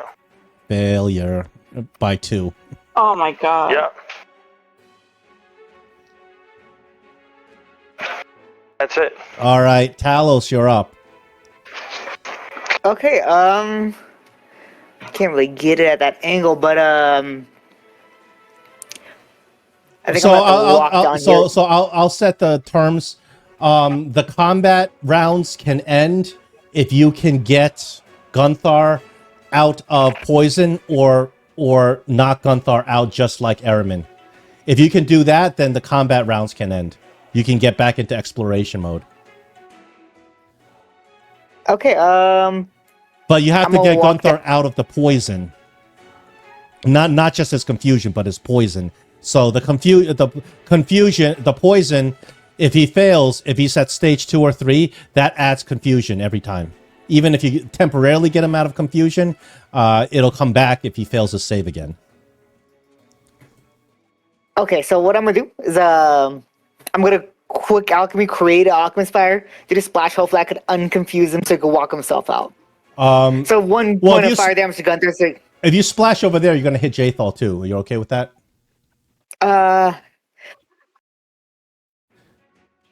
If you can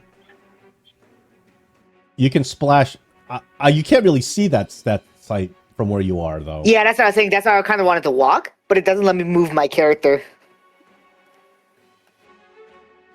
Like where were you trying to go? Probably like besides Airman, so that way I could see the inside of it, and I could throw it just behind the Gunthar. Probably like right here, like angle like a pink. I'll just ping it. If you put it behind Gunthar, you can just hit Gunthar. You're hitting yourself in Aramin with that ping. So you mean here? Yeah, if I could just throw it there. I don't know if I could just throw it through him. That's fine. That's fine. Okay, cool. Then yeah, I'll go ahead and do Technically, that. I have to give him cover, but then again, you're not actually hitting a target, so it doesn't matter. Okay, then yeah, I'll go ahead and do that. So Gunthar that will takes take 1 all point three of my damage. Gunthar, you can roll a flat d20. You want to hit an 11? Ah, nice. You are not confused for the time being.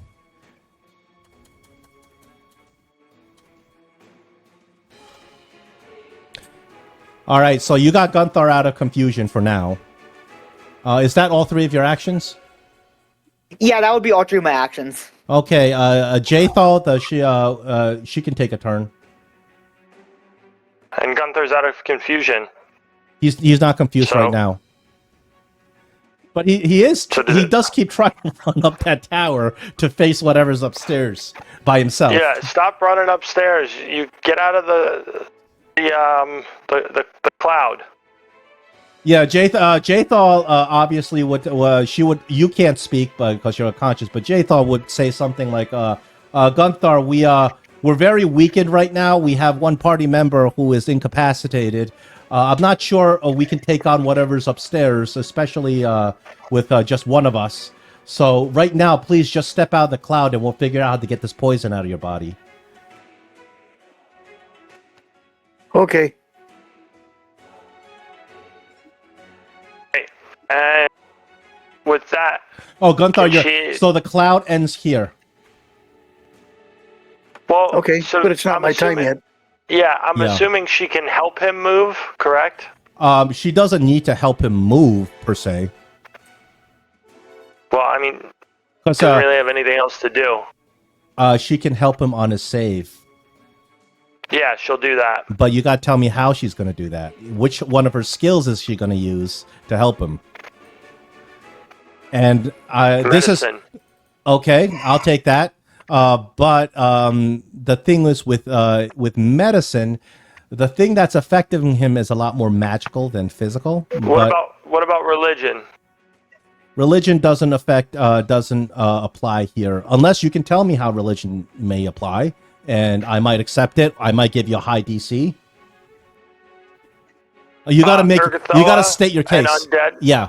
Urgathoa and undead creatures may have, used confusion on innocent villagers, people like that, to help devour their victims. Jathal would know if this is true because she's a devout follower of Urgathoa. Okay. And, she would have experience seeing the innocent people succumbing to the Okay. dark side. So Jathal, I'll let Jathal roll her religion. It's against the same DC that you're helping him with. So if she prays to Urgathoa for some help, 26 is a regular success. That gives Gunther a +1 circumstance bonus to his will save when it's up. That's good. Because Gunther was like just short 1 before. Yeah, that'll be her turn then. Scarlet? Okay. I am going to move next to Iron And you know what, Araman, you can take because you used the aid action. You may take a hero point because there's 3 hero points to be given for those special actions. Okay, Cool, and thank you. then I'm going to do aid on him. He probably won't benefit from 2 aids because unless you crit your aid. If you crit your aid, you can give him a +2, but he already has a +1 circumstance bonus, so you can't give him a stack another circumstance bonus on that. Wait, so it was Airman, not... Oh, I got it confused. So Gunther was the one...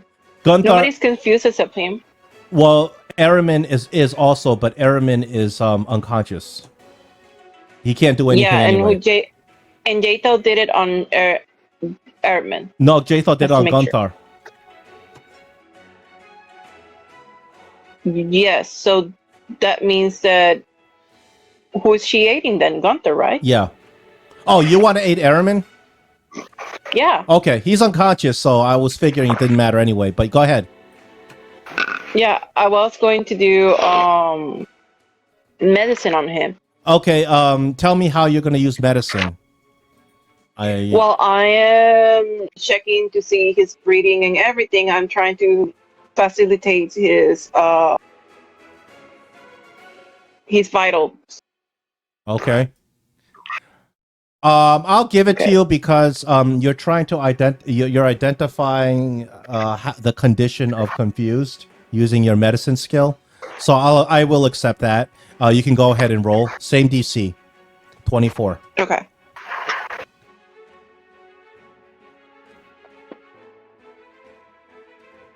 Oh, that is a regular, not critical success.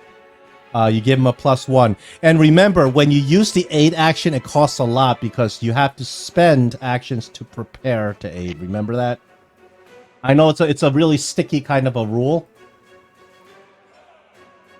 Yeah. So that means that is 8 that two actions or one action? Just to make sure.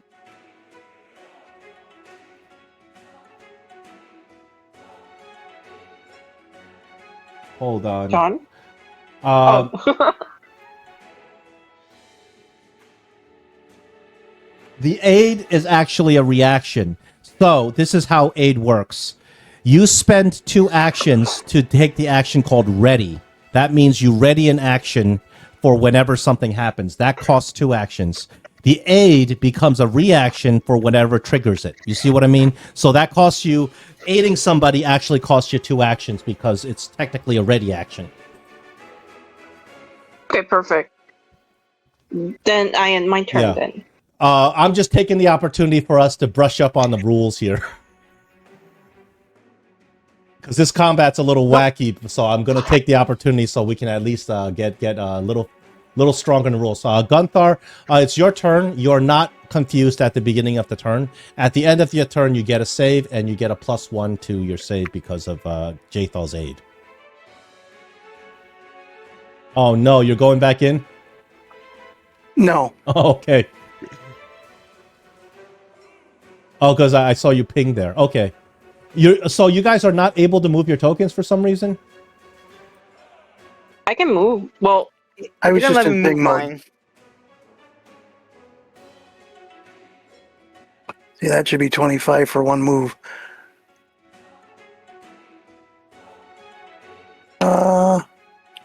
Yeah, I'm gonna drop my weapons right there.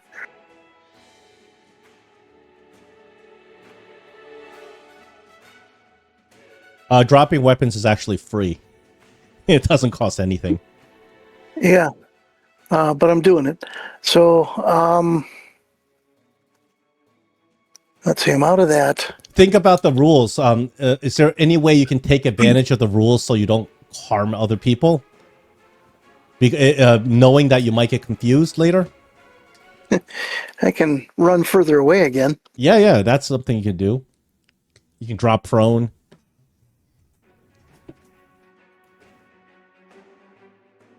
Yep. All right. So yeah, you are very far away now. All right, so here's the end of your turn. You get a +1 to your roll, but it's that will save. The Stupefy 2 is still hurting you.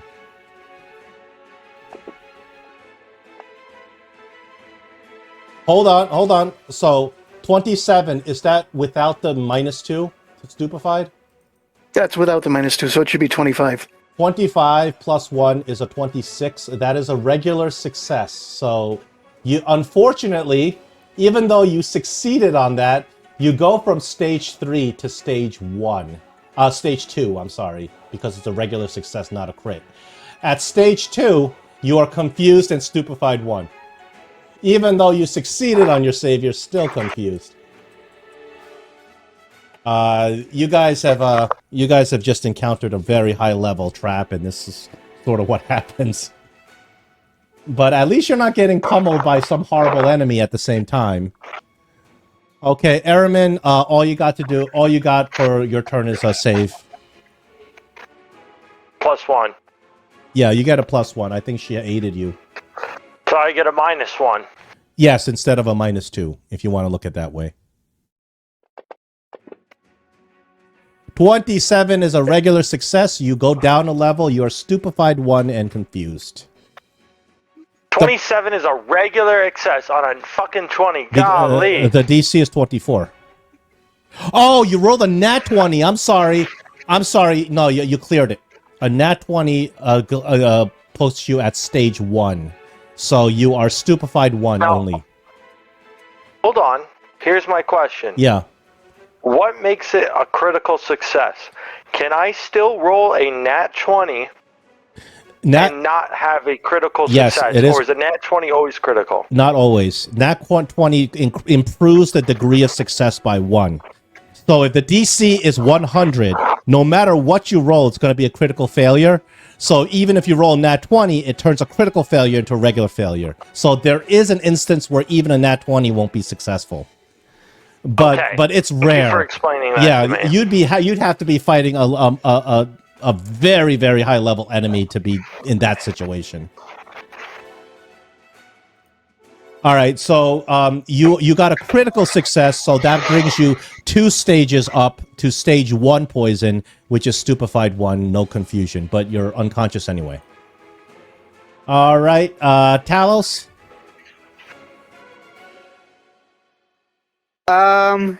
So I don't. actually, okay, never mind. Yeah, Talos, you're up. I mean, I don't really have much. I'm not good at Arcana or Close. I'm not really sure how well I could help. Here, could I use like crafting using alchemy? I'm sure there's potions that cause confusion. Could I use crafting to like aid in fighting off the poison? I will accept that, sure. It is a poison. Medicine is a little bit more appropriate because I have to raise the DC a little bit. Go ahead. Gotcha. And do I have to be standing next? Like, if I wanted to use it on Gunther, do I need to be standing next to him, or? Well, the thing is, you have to explain to me how you're aiding him. So, how would you use crafting without being near him to try to aid him with his confusion? Because if you're next to him, you can try to, I guess, put a potion in his mouth or something. I don't know, but I'm not sure how you're gonna like aid him. Could you say I drove a potion at him? You probably don't have enough actions to do that. Right. Okay. Because you'd probably have to make a potion or of some sort. Yeah, because I do have like the. Yeah. I actually have like the antidote potion, but that's only fortitude saves. So you have to dictate how you aid somebody's will save. Okay. Demoralizing him. Well, demoralizing weak. him will only make it worse. But call him weak. Tell him that then not demoralize. Say, I thought you were so big and strong. Yeah, that's actually buffing him up. That's using a diplomacy to actually Making Lindsay him does. angry. Lindsay does that. She aids like that. Yeah, all you tell- got to do is tell- come tell that. up with a creative way to use one of your skills, and you can do an aid. Oh, that's funny, bro. And you can also aid Araman too. He's still rolling saves, but it doesn't matter for him. He's unconscious. I just want to say, I think it would be really funny if Talos was like, "Oh, I thought you were so big and strong, Mr. Muscles." Huh? Like, Yeah, but that would Okay, be demoral. That would make his will save worse. no, think about it. Think about it. If you're a big dude, Yeah. and someone's like saying that to you, like I saw this video. They were like, this dude went to muscle failure at the gym, and he's like, "Yeah, you're weak. That's why she left you." And then he gets back on the bar and starts doing like 20 more pull-ups. You know what I mean? Oh yeah, I Like- know, like a teasing encouragement. Yes. Yeah. To kind of like get him angry Yeah. to fucking pass it. Well, you know? you got to specify to me that that's what you're doing. Oh, yeah, of course. But Talos, it's all you, bro. It's all you, Okay, man. actually, I just figured out I can make elixirs of life, and that gives you a +1 item bonuses to saving against poisons. Oh wow, where was that? Listen, what do you have? 6 rounds ago. An elixir of life. Here, I'm gonna post it in Discord. Oh, you Right, have he's an like- elixir of life, but you have to get it to Gunthar and have him use it. You can't throw it at him. That's not gonna work. That's a potion. All right, but hear me out. Could I like throw it at his face and have it kind of like break so he's able to just kind of lick it?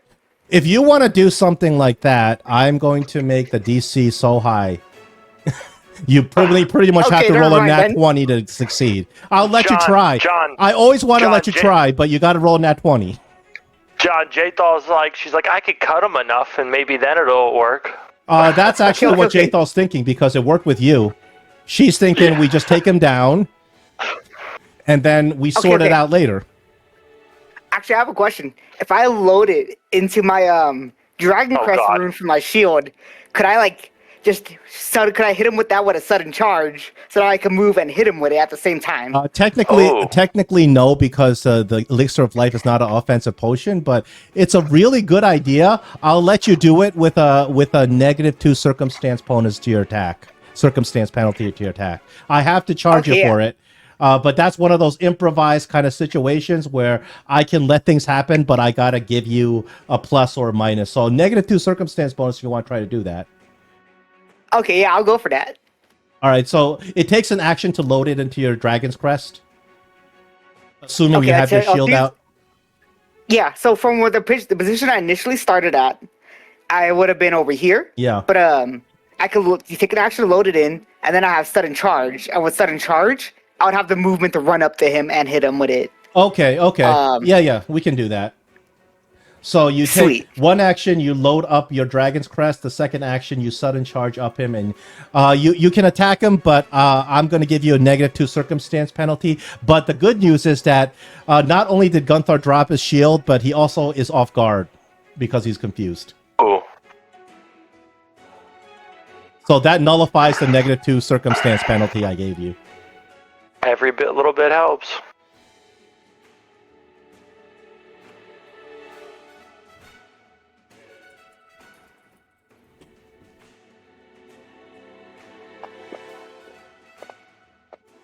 Oh. Oh No! That was so close to a 19, dude! No! Well, you don't lose your potion if you don't hit him. Okay, well, there's that. But that's my turn. All right. Now we're going to Jathal. You see, Jathal's in gonna order to mount get the horse. Gunthar out of his poison, he needs help from you guys, like what you're doing right now. Because if he just tried to keep rolling by himself, it will take a long time for him to save out of it. Jathal's gonna mount the horse. Is that one or two actions? I can't remember. It takes one action to move up to the horse, a second action to mount it. And then an action... You know what? I want to go with what I was saying. John, there's got to be some dark way Jathal would try and goad him into gaining some mental perseverance to try and really fight and think hard against this. Sure. What do you got? Oh, I thought you would come up with it, John. Oh. Well, the thing is, this is game mechanics, so I'm gonna put it in your hands. When it's personality and role playing, I'll take over for her. But from what she, you got to look at what her skills are and try to make it out of that. You know what, Gunthar, where are you from again? What region? From Bravoy. And you were a sailor? Yep.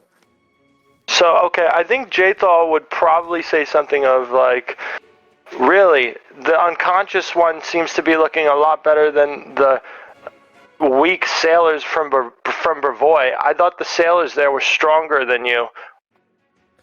He's trying. I guess. What a shame. You're trying to intentionally make him angry as to tease Yes. him. Okay, so that's more like a. I can't let you use intimidation. You still got to use diplomacy for that if you're trying to help him, because intimidation is you're trying to put fear in him. So it wouldn't be intimidating, right? Even though there's like a negative connotation with what she's saying. Yeah. I think it still would be diplomacy. You know what I'm saying? Yeah. So because she isn't trying to demoralize him. She's just trying to get him angry. So she can go ahead and roll. It's the DC is 24. Oh, excellent. She just hit it. So that gives Gunthar a +1 item bonus from the elixir of life. Oh, I forgot. Gunthar's got to heal a little bit from the elixir. 6 points of healing for Gunthar from the elixir. 2, 3, 4. Did I miss something? I think I missed the attack, John. Yeah, he missed that. It's just the +1 from the. Oh, why am I getting confused? I'm tired. Don't mind me. It's only +1 on Gunthar. All right. Yeah. So that's it for Jathal, and then Scarlet's up. Yeah, Gunthar Okay. has an item bonus. He does not have status or circumstance bonus.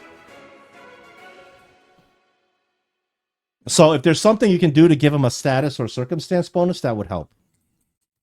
Yeah. So I'm going to do guidance on Aritman. Okay, to And help then, him with a save. Yes. And let's see, 30 feet. How far it's gone to 45. So I'll move here.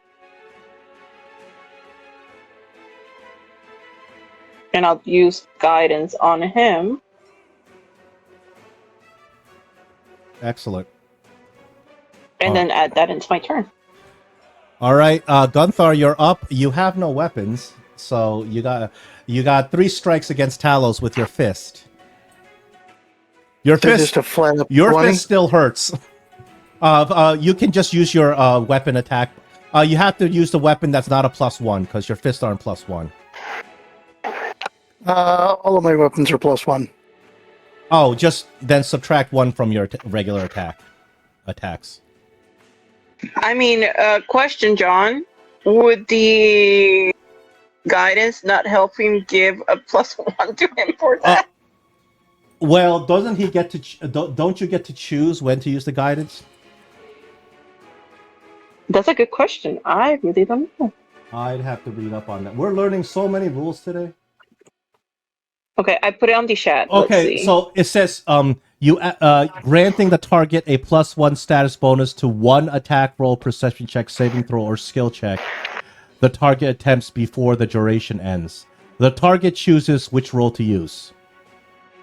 If he's confused, I'm not going to force him to say you have to use guidance on your attack roll. That's too much. You use guidance Okay, on your perfect. saving throw.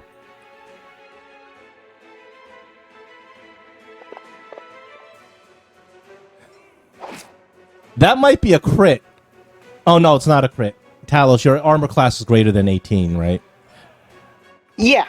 Okay. And I did have -1 on the attack. So the damage is D4 plus your strength bonus, which is 4.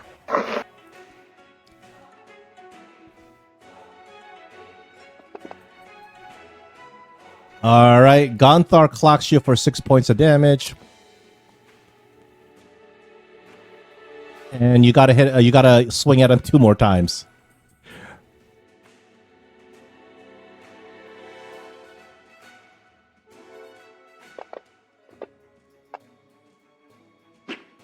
That's a miss. And the third one usually misses anyway. Unless you unfortunately roll a nat 20 or something. Okay. And then end of turn save, I believe you get +2. One from Talos, Talos's item, which is going to stay on you for 10 minutes, and one from Scarlet's guidance. So that will nullify You mean the from Jathal? From Jathal. Jathal. Yeah, that's what I meant. So that will give you a +2 to your will save. That will nullify your stupefied 2, which is very helpful. But still a pretty nasty will save to try to land. 24.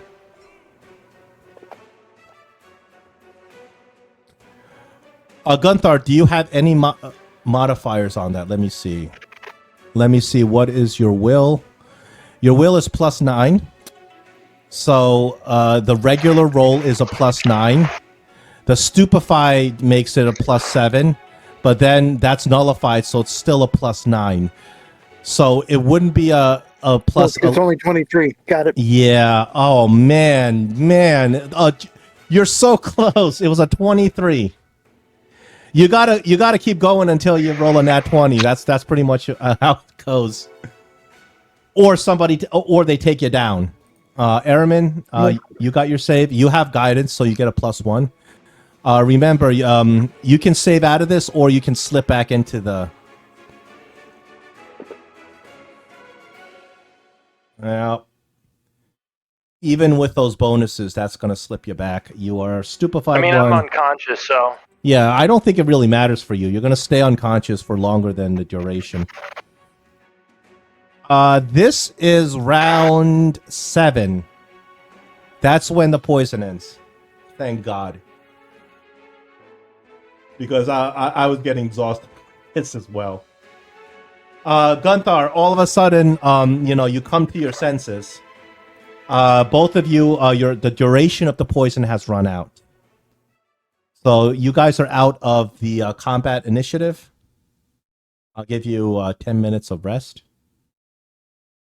Oh no, Ehrman's still unconscious. So before that, yeah. So I just unconscious me would be hoping you guys would take a long rest. Yeah, I agree. I'm gonna go pick up. I my agree at weapons and this stuff. point too. where are you gonna Okay, but like, are we gonna long rest just right here, or we should at least, if we're gonna long rest in this area, we should at least go into one of these little buildings or something because we're not in the open. We did open one, right? We did.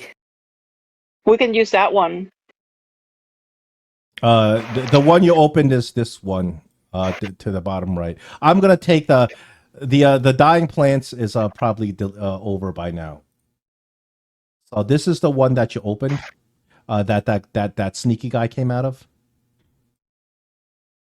Okay, then I suggest we go there, and since I'm one of the lesser ones that got hit, I can do first watch. Could I try like bolting the door? Like, I guess there isn't like anything to bolt it, but could I put something in way of the door so it blocks it so something can just walk in? I'm gonna stop you guys right there. You guys are unable to fall asleep in this tower. You guys go over there. You try to hunker down in that room, try to block off the wall.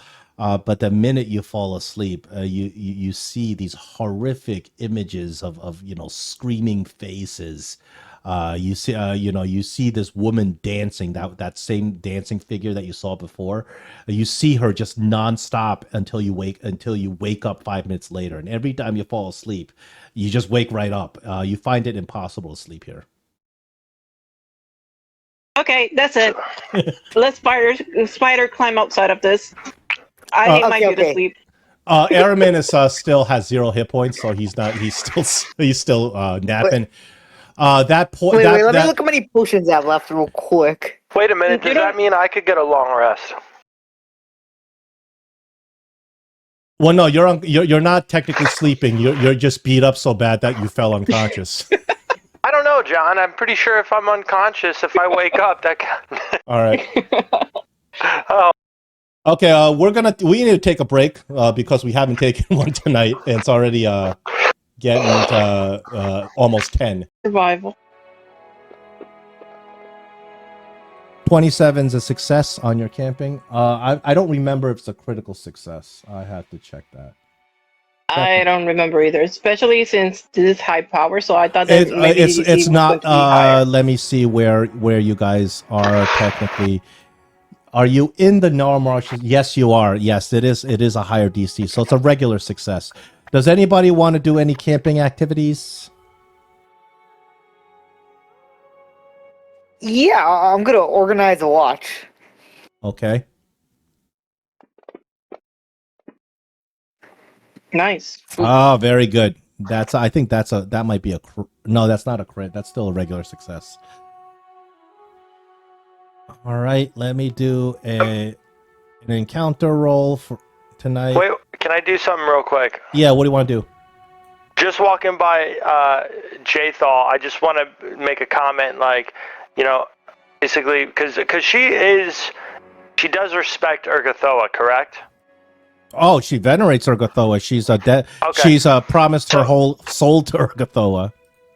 So I just want to kind of give her a head nod and like a wink and be like, Urgathoa really has blessed us with someone so powerful as you.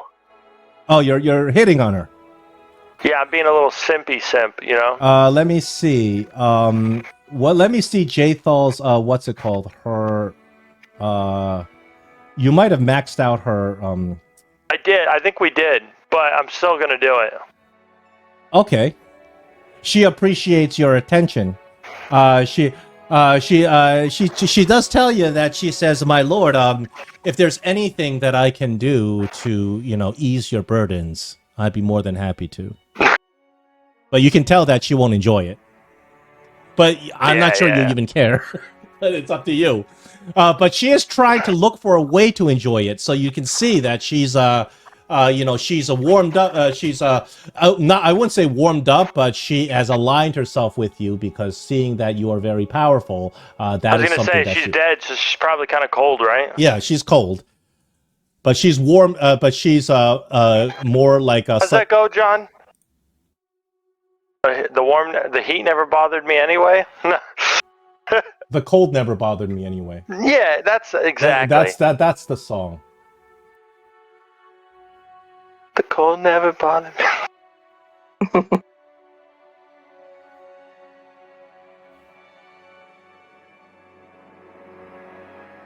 Oh, I remember now. I reorganized everything. I took everything out of the GM notes and put it into the story because the notes section has a tendency to disappear. Now I found it. Okay, so Jathal's influence is maxed out. So you can't you can lose influence if you do something she really doesn't like, but you can't gain any more influence with her. That's why she has the skeletal horse. Yep. Her character quests will activate under certain conditions. Okay. But you don't know what they are. They could be level 20 or something. Who knows? Sure. And yeah, that's it. Okay, I'm gonna roll a random for encounter. Wait a second, that's not random. But that it doesn't matter, that's a failure. There's no encounter, and you wake up the next day.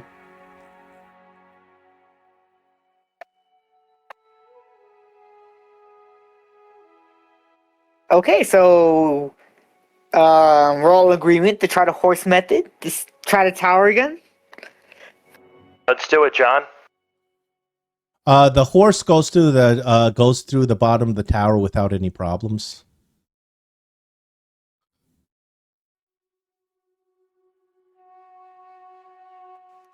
Okay, if we want to give this a go, we should probably start like staggered. So maybe we have like one somewhat sacrificial person that goes like in front, and we watch to make sure they're okay from traps, instead of all going together. So like stagger like 10, maybe 5 to 10 feet from each other.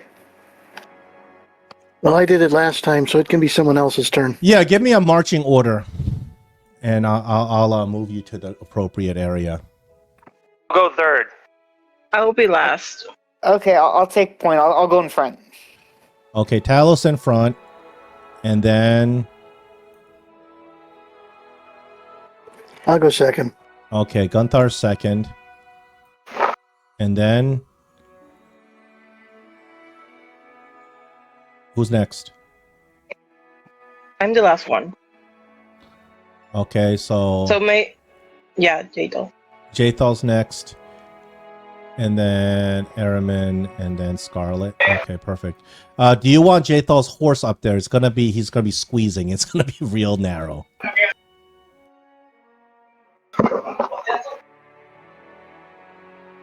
What if we just left the horse at like the bottom, so we could like run down to it?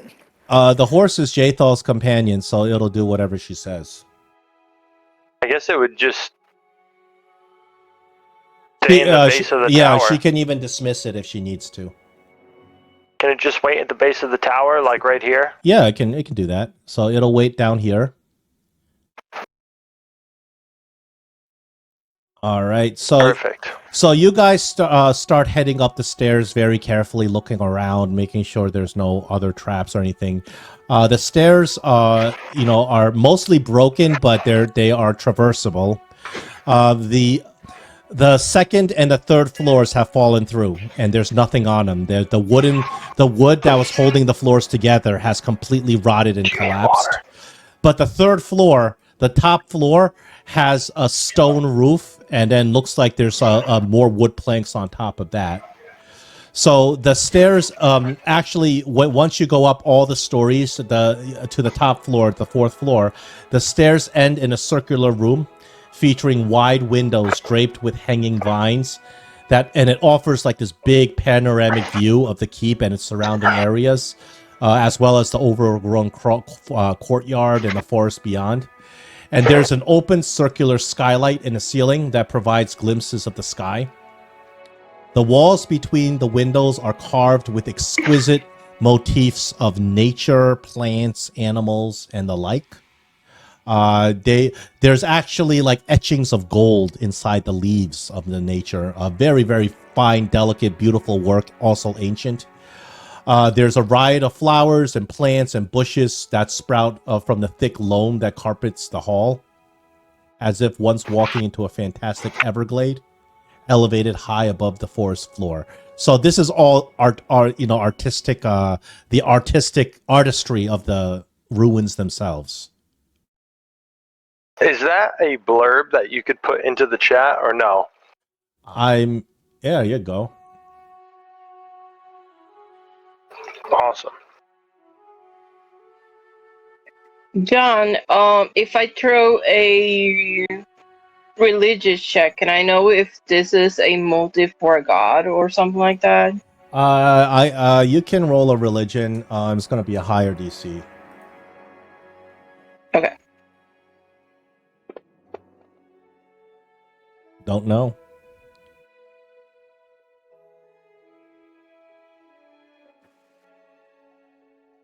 Carla's in awe of it.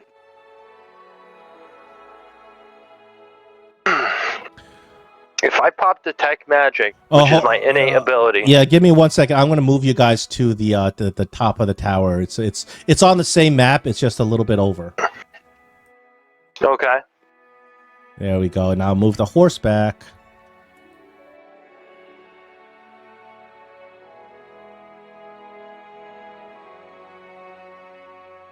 There you. So you guys should be able to see where you are. Not yet. I still see black. But you did move me. It's on the same map. It's just moved over. I see us, but I don't see anything else. Me too. You don't see anything. Oh, that's because you guys have to. it. Yeah, you guys have to technically move a little bit before that happens. Okay, so let me redo Okay, the got marching it. order. I'll redo the marching order so it makes sense. You here, and then Jathal. The problem is it's hard to squeeze this into a square. Okay, you guys are coming up like this. Okay, perfect.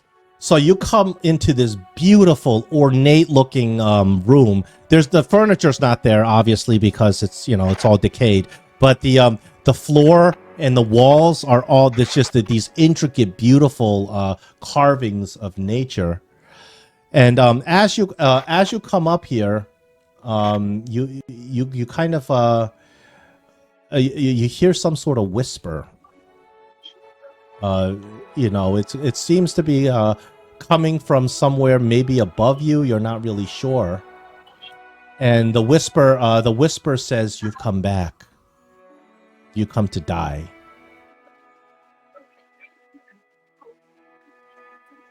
Not if we can help it. Not We're really. just exploring here. You look around. You don't see where that whisper came from. John, Yeah. I want to use my See the Unseen.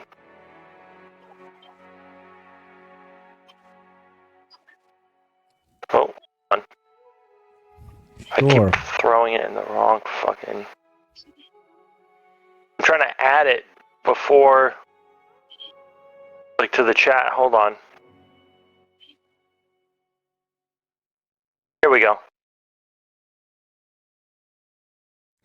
Is that a detect invisibility kind of spell?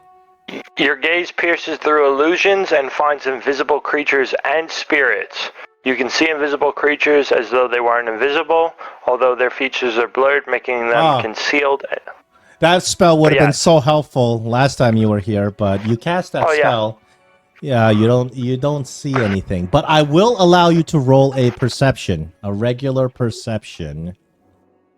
Hold on, I gotta set a DC for this. Okay, I'll let you roll a perception. And everybody else can roll one also after. You cast that spell, but you don't see any spirits or ghosts. I'm assuming I can't walk up to the top so I can see if I see them, correct? Well, the area you are, let's just say it opens up where you can at least get a good view into the room. Okay, so I can see the entirety of the room. Yeah, so you see this railing, right? This railing is not, like, covering the whole thing. Okay. So yeah, I'll do a perception. With the spell in play, is there any bonuses or no? There are no bonuses from the spell. There are no invisible creatures that you see coming up here. And there's no illusions anywhere. There are no illusions that you can see. But coming up here, remember that guy you fought before that was invisible? He's not here right now. And interesting enough, it says you can also see incorporeal creatures like ghosts phase through an object from within 10 feet of an object surface. So my thing is, I would like to do a walk around the room. Yeah, you if can. That's possible. You can do that, but let's all roll a perception first, so we can. Absolutely. We see if anybody can do the. Well, there we go. Oh, all There's right, my 20 for today. 20. Well, you with a 20, that's enough. That's gonna hit it. Actually, Scarlet and Araman, you're the ones who succeeded. Araman, you critically succeed. Araman, you don't see any ghosts, spirits, or invisible creatures. But upside down on the ceiling, 40 feet above, you see a small bat. Okay. Okay. Can I throw a nature check on it? Hold on. Talos. What? Scarlet, you don't actually see the bat. You see like a little something moving up there. He actually sees that it's a bat with a crit. What, I Araman? think I see a little bat. You're kind of like a vampy vamp, so maybe you know what this is, right? It's talking to us. Okay, it doesn't work the way. Just because I have fangs and I'm a lot like a vampire doesn't mean I know bats. Like, Hey, you up there, you little bat. We got one of your kind right down here. I just yelled at. that's a common misconception. We're not related. The bat just kind of licks itself and stares at you because it's up on the tip of the ceiling. The ceiling has a little hole in it, like a skylight, but next to the skylight is where the shade is, and bats like to hang out in the shade. So it's just hanging out there. It's looking at you, and it kind of licks its lips a little bit. And John, before it says or does anything, considering the last time I played, I showed up late. But because I showed up late, the combat, I think some of the stuff that I was able to contribute with, obviously, as well as another player, helped it speed along a little bit, but the bat obviously doesn't know that. But I'm going to go and say, you know, I know you whatever you know what's going on here. You may be an enemy, a friend, or neutral, but just know once I showed up, everything started moving a lot quicker. So you may have estimated them pretty well, but don't think you can underestimate me, because I've seen you on my first glance upward. So you say these things to the bat, but it just stares at you, blinks, and licks itself like a bat. Okay. Okay, John, now that I know that it's a bat because, Yeah, because he told you. the obvious, can I go ahead and throw a nature check to see if I see it's normal or not? Sure. You can do a nature check. Hold on. I gotta set a DC for that. Okay, go ahead. That's a failure. You can't see it clearly enough to examine it. You probably have to be closer to it. I really cannot see what type of bat that is. Oh, Hey, read the Discord if you haven't already.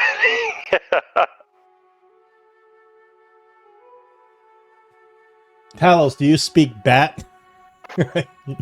No, funnily enough, that was the one feat I almost took when I made my character, but no, I do not speak Is bat. that really a feat? Are you serious? It actually is. To speak of spiders, wolves, and bats. Yeah, And I because use of the because same of the thing after vampire them. relation. Dude, you failed us so hard right now. I am so disappointed. We're like just one scenario. This is the first time we've seen any of those. Yeah, If it's probably the only time that feat will come into play, and you did not utilize it. Oh my god. But how would you know, right? That's all right. That's Yeah. all right. But that's beautiful. That is beautiful. Either way, how this plays out, I just can't wait. yeah, I'm waiting on to see what you do next. Okay, wait, real quick, John, I do actually have a question. Could I roll a society check to see who would have made like the mosaic on the walls? I don't know if that has like an art style. Well, like, that there's a was style to that it. was more the history, architecture. What kind of skills do you have? Let me so I have society. I will accept the society, but the DC is going to be very high. Well, might as well try. Okay, go ahead. You got to get a nat 20 pretty much. Oh no, it's not it. That's critically Alright, so you critically fail, and you think that this whole structure was made by ogres. Does know? this speak Taldori to Jathal by any means? Jathal can try to say something in Taldori.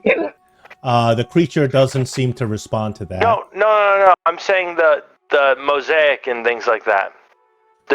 Would she recognize that as anything? Oh, Jathal can roll something. What has she Well, got? she has lore in Taldori. This is not Taldori, so that doesn't Well, apply. she has lore in Boneyard. This is not Boneyard. Boneyard Okay, is I like didn't the think so. afterlife. That's what Boneyard stands for. Okay. But she can roll something a lot that she might be good at to try to figure these things out. Well, she has a religion. Occultism. I think occultism would make more sense. I'll give you occultism at a high DC to figure out the ruins, the nature More of the than religion, because if you're gonna give a high DC to both, I have a +2 to religion compared to the 7 in occultism. it would be the same high DC, I think. So I'll just roll occultism for flavor purposes.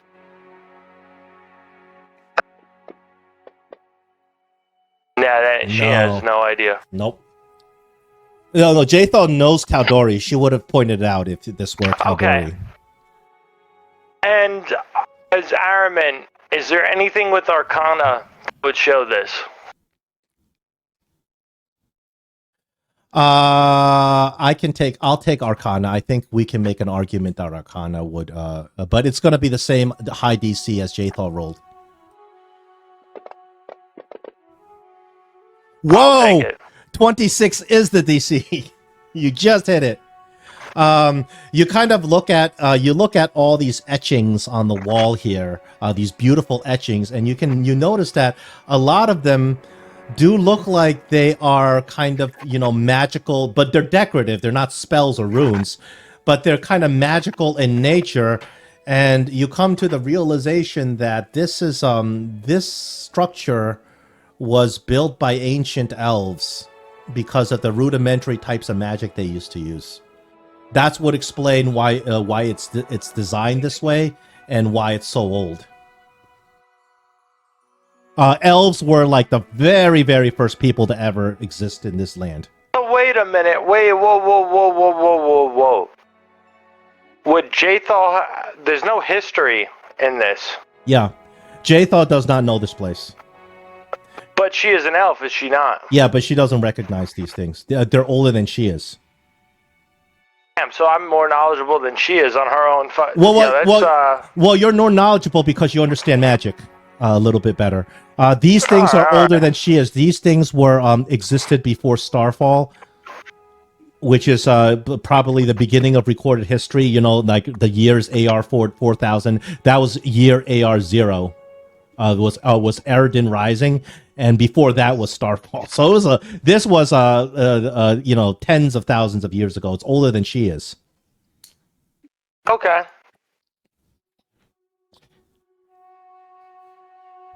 These are like the first elves. So this is one of the oldest ruins you've certainly ever been in.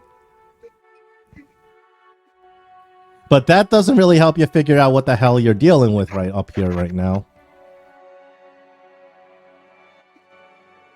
Okay, but hear me out. I can't speak to them because I am vampire. I'm vampiric. That is not the same as a bat. I am not Batman. But unless that if this bat is a elven vampire, right? Okay. How about this? If off the options is a vampire, well, I could try speaking to it. But what if it speaks Elvish? So, like, would you be able to translate as well?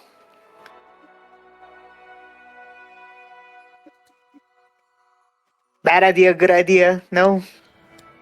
Um. Who knows Elvish? Well, I would assume Jathal does. What language I know do you... Faye. What? Tell me what kind of language. Whatever language. Just tell me what you're saying to the bat or what you're doing with it. The bat's just kind of looking at you. Okay, I'm gonna show my teeth, and I'm gonna go, hey there, fellow bloodsucker. We're just exploring this beautiful tower you have here. Don't mind us walking through, but what are you doing here? The bat just See that up in there at the back. The bat just kind of looks at you. You're not sure if it understood you or not. I don't speak bat, guys.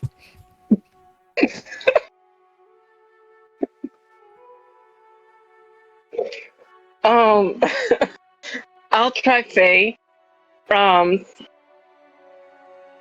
Hello, are you a regular bat or a magical bat? If you can answer me, then I know you're magical. The bat doesn't Scarlet. doesn't answer you, so you don't know if it's intentionally not answering you or if it's unable to answer you. You know what, guys? We should just look around. So John, I agree with Scarlet. We agreed. I was able to do my walk around the room within 10 feet. Correct? So you want to be searching around the room, right? You're kind of looking I'm using my... hold on. Like I said, I used that spell. And if there's something within 10 feet of the walls, I would see it if it was hiding in or outside the wall. Oh, you don't see any... There's nothing hidden, incorporeal, or, invisible that you see. All right, so I'll go right here then, since I would have been doing that. Yeah. I'll end my movement right there. You still don't see anything that is ghostly or invisible or anything like that.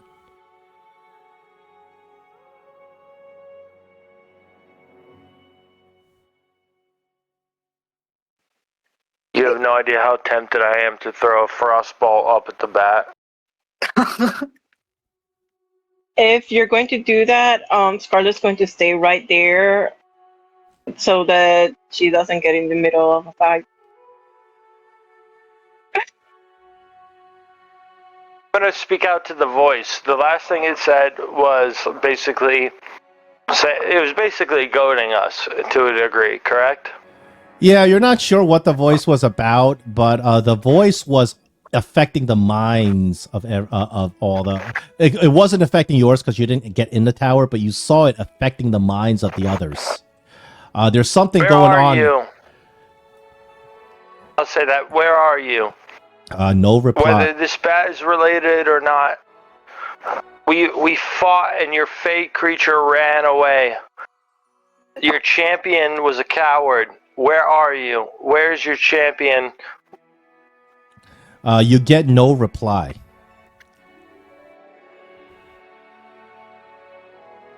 Going to cast... Actually, how far does this go? Yeah, I'm gonna cast light on the bat.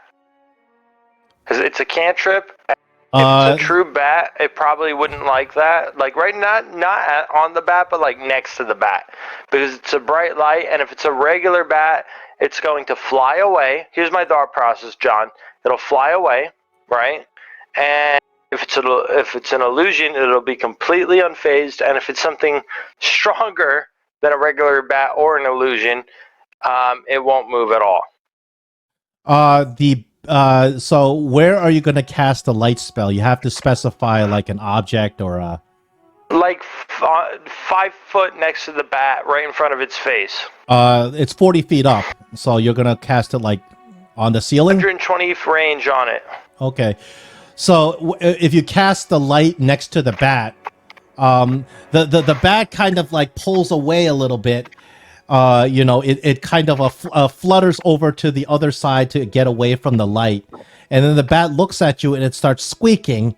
And in its squeaks, you kind of hear that it's actually speaking.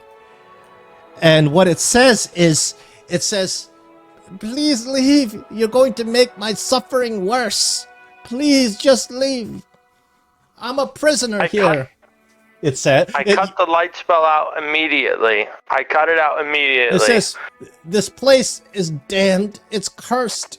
The dancing lady has you in her grips. Please just leave. Is the lady? She is the most evil of evil beings. She tortures me, keeps me prisoner. My soul is held aloft forevermore. This place is cursed, and the curse cannot be broken. Please, just leave me. How does she keep you here? I mean, couldn't you just fly away? She keeps me trapped within this creature. She keeps my soul forever trapped, feeling her powers.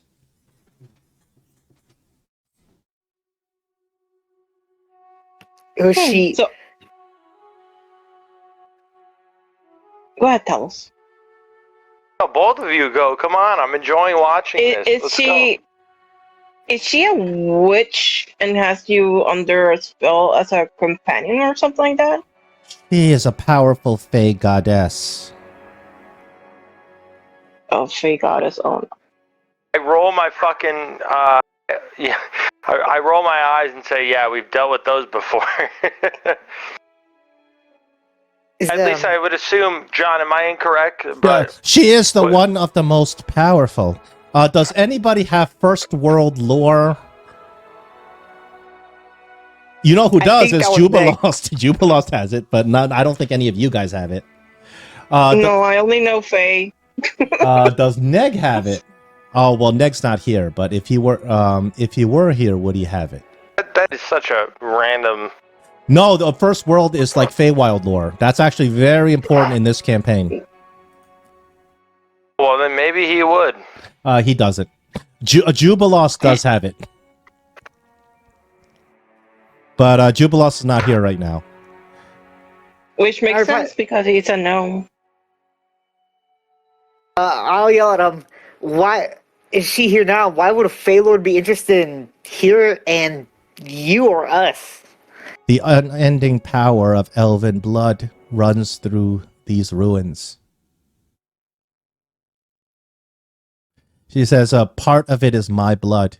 As long as my soul exists, it fuels her power forever and ever.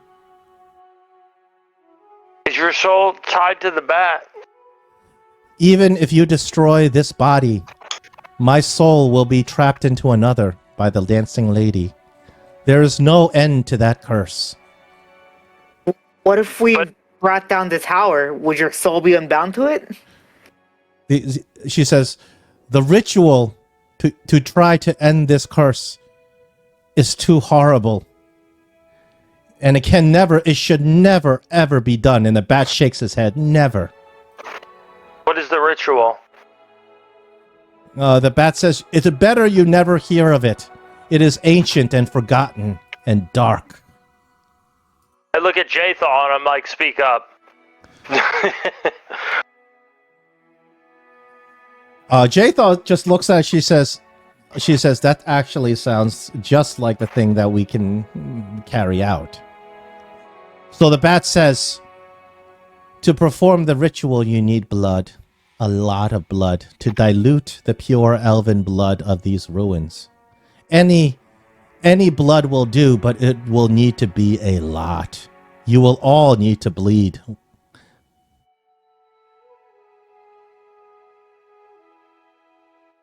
You need to fill the floor with blood. So the etchings on the floor, the blood sweeps over and covers the etchings on the floor. Can someone do a sense motive, please? Sure. Does anybody a sense motive is a perception? Does anybody want to roll the sense motive on this? What this bat is saying? I'll do it. Sure. Unless somebody has more than 12. That's perception. Yeah. This that's one, perception. it's technically it's got to be hidden, but I'll let you roll open. I'm fine with that. Are you sure? I can do a hidden. Okay, do a hidden then. Okay.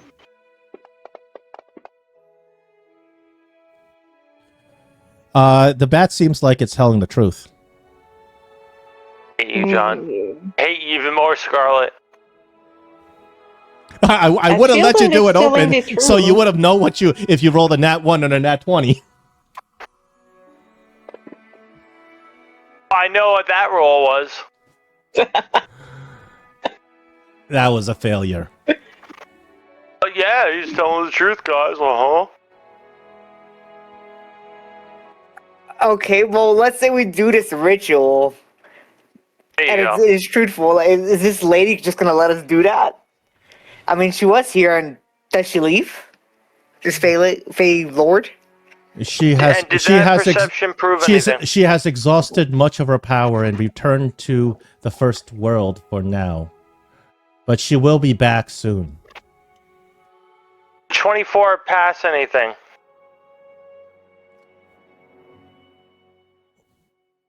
What do you mean pen for point past anything? Her sense motive. Jathal is not sure about she doesn't know if the bat's lying or not, but she's thinking that I don't know many rituals that require blood, that much blood, because she of course being a undead, having undead expertise would be familiar with these dark rituals. She's like, I don't. It's kind of this kind of ritual sounds kind of strange, is what she thinks. Jathal, do you think that it's potentially trying to weaken us so it can fight us on a more level playing field? Because Or that's get a an advantage? possibility, and why are we helping this creature anyway? I'm more interested of cleansing this tower so I can claim it as my own one day. That is a very good thought, my lord, but we can always come back when we're level 10. Okay, I got a question, guys. Actually, for you, John, what do I need? If I don't have first world, can I use religion to know more about the Fae woman? What are you trying to know more about? Like, do I get a glance that if I know if it's a evil? If you want to know about this the dancing lady, you specifically need first world or Fey skill. Religion won't do it. Okay.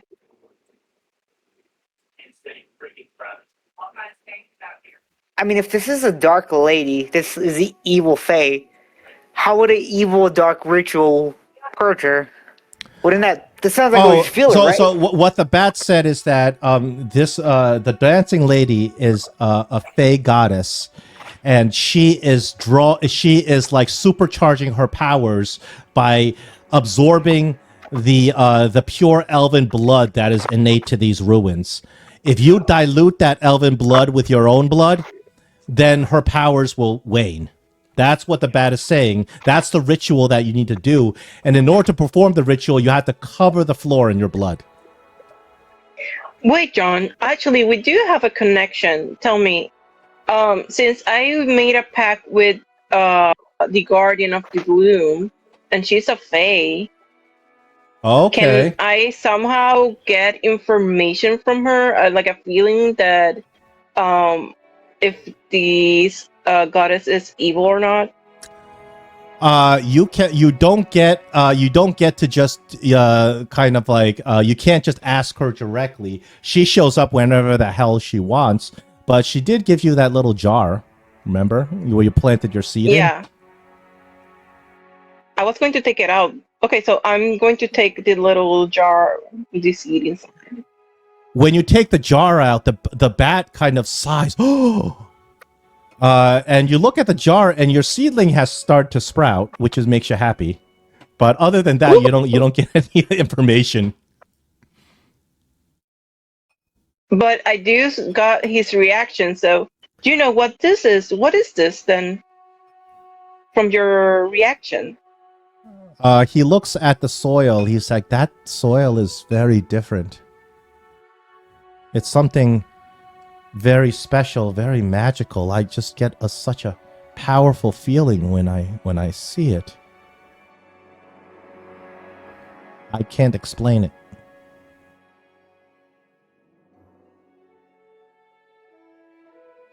Yes, it was given to me as a gift, so I'm taking good care of it.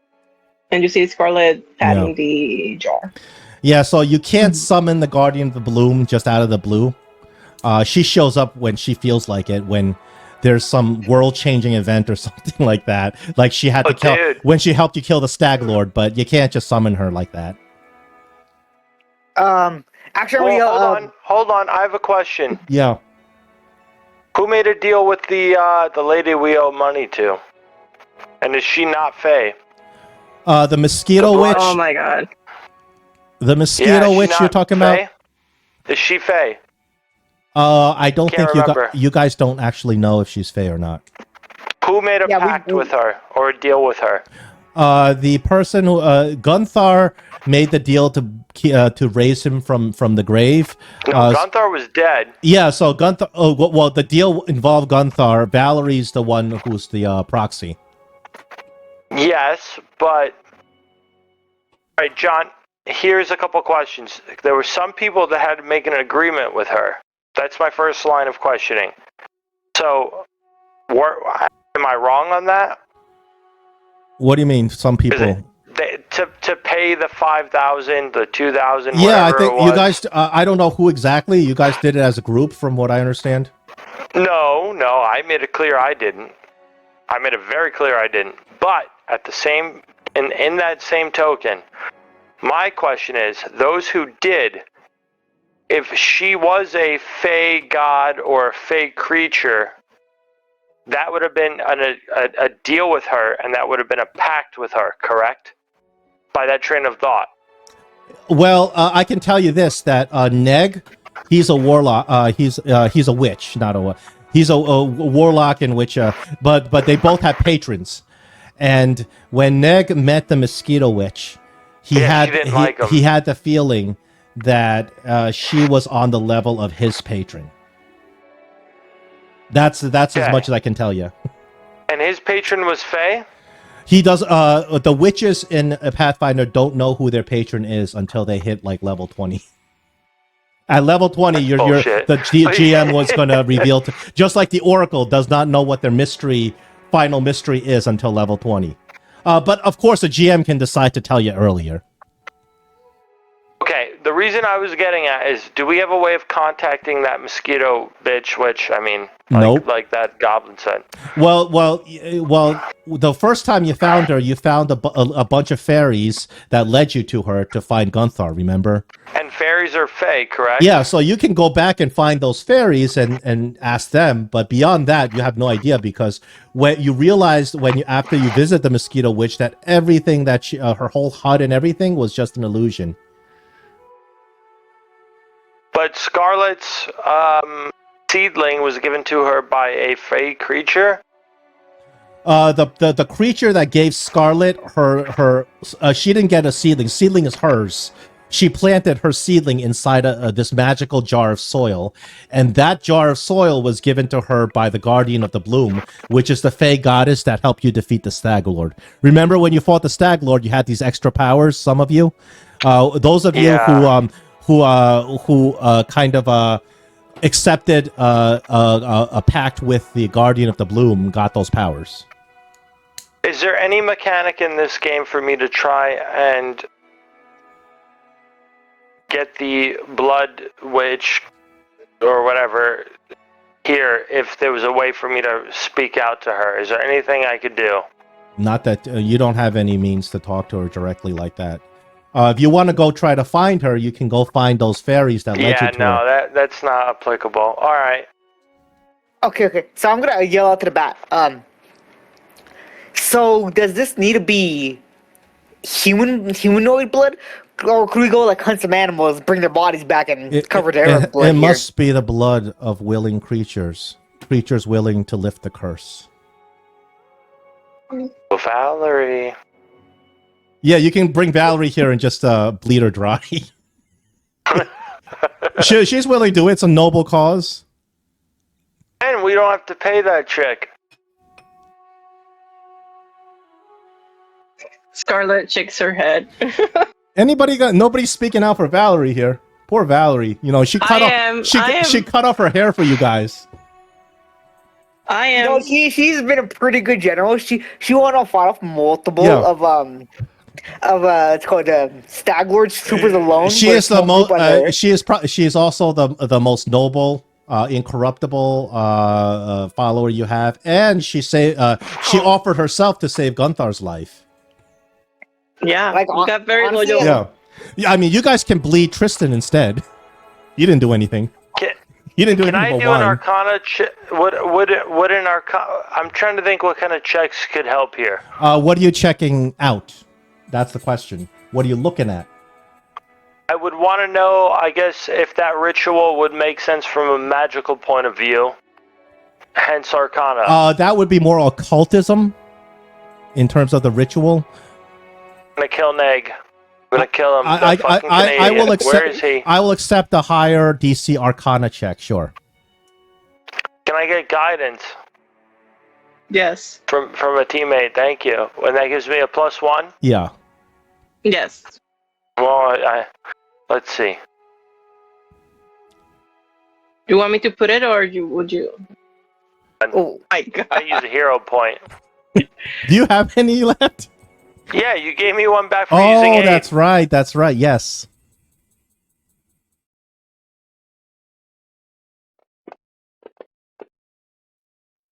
Uh, 26 is the DC.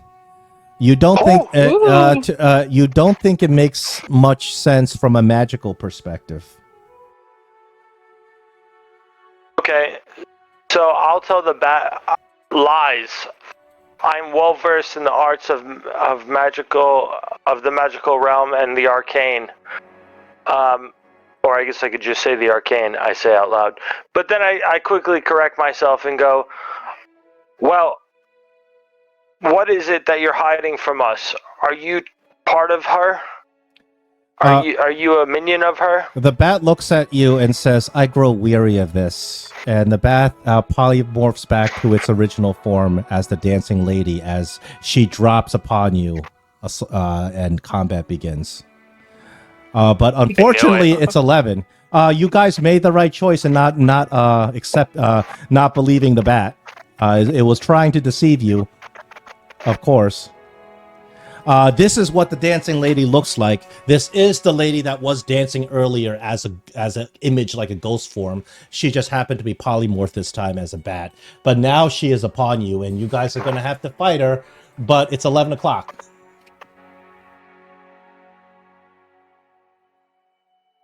I will. Yep, I get a bill.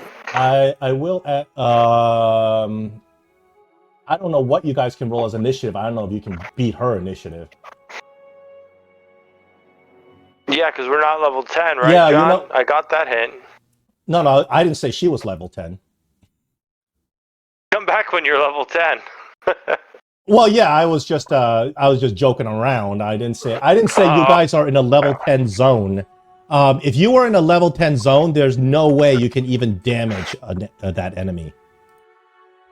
Let alone almost kill it. There's absolutely no way. His numbers are way too high. We would have to hit crits, and that person would have to miss every single time. Yeah, you're talking about DCs in the high 30s, low 40s. You can't hit that. So you're obviously in a zone that you're capable of harming enemies.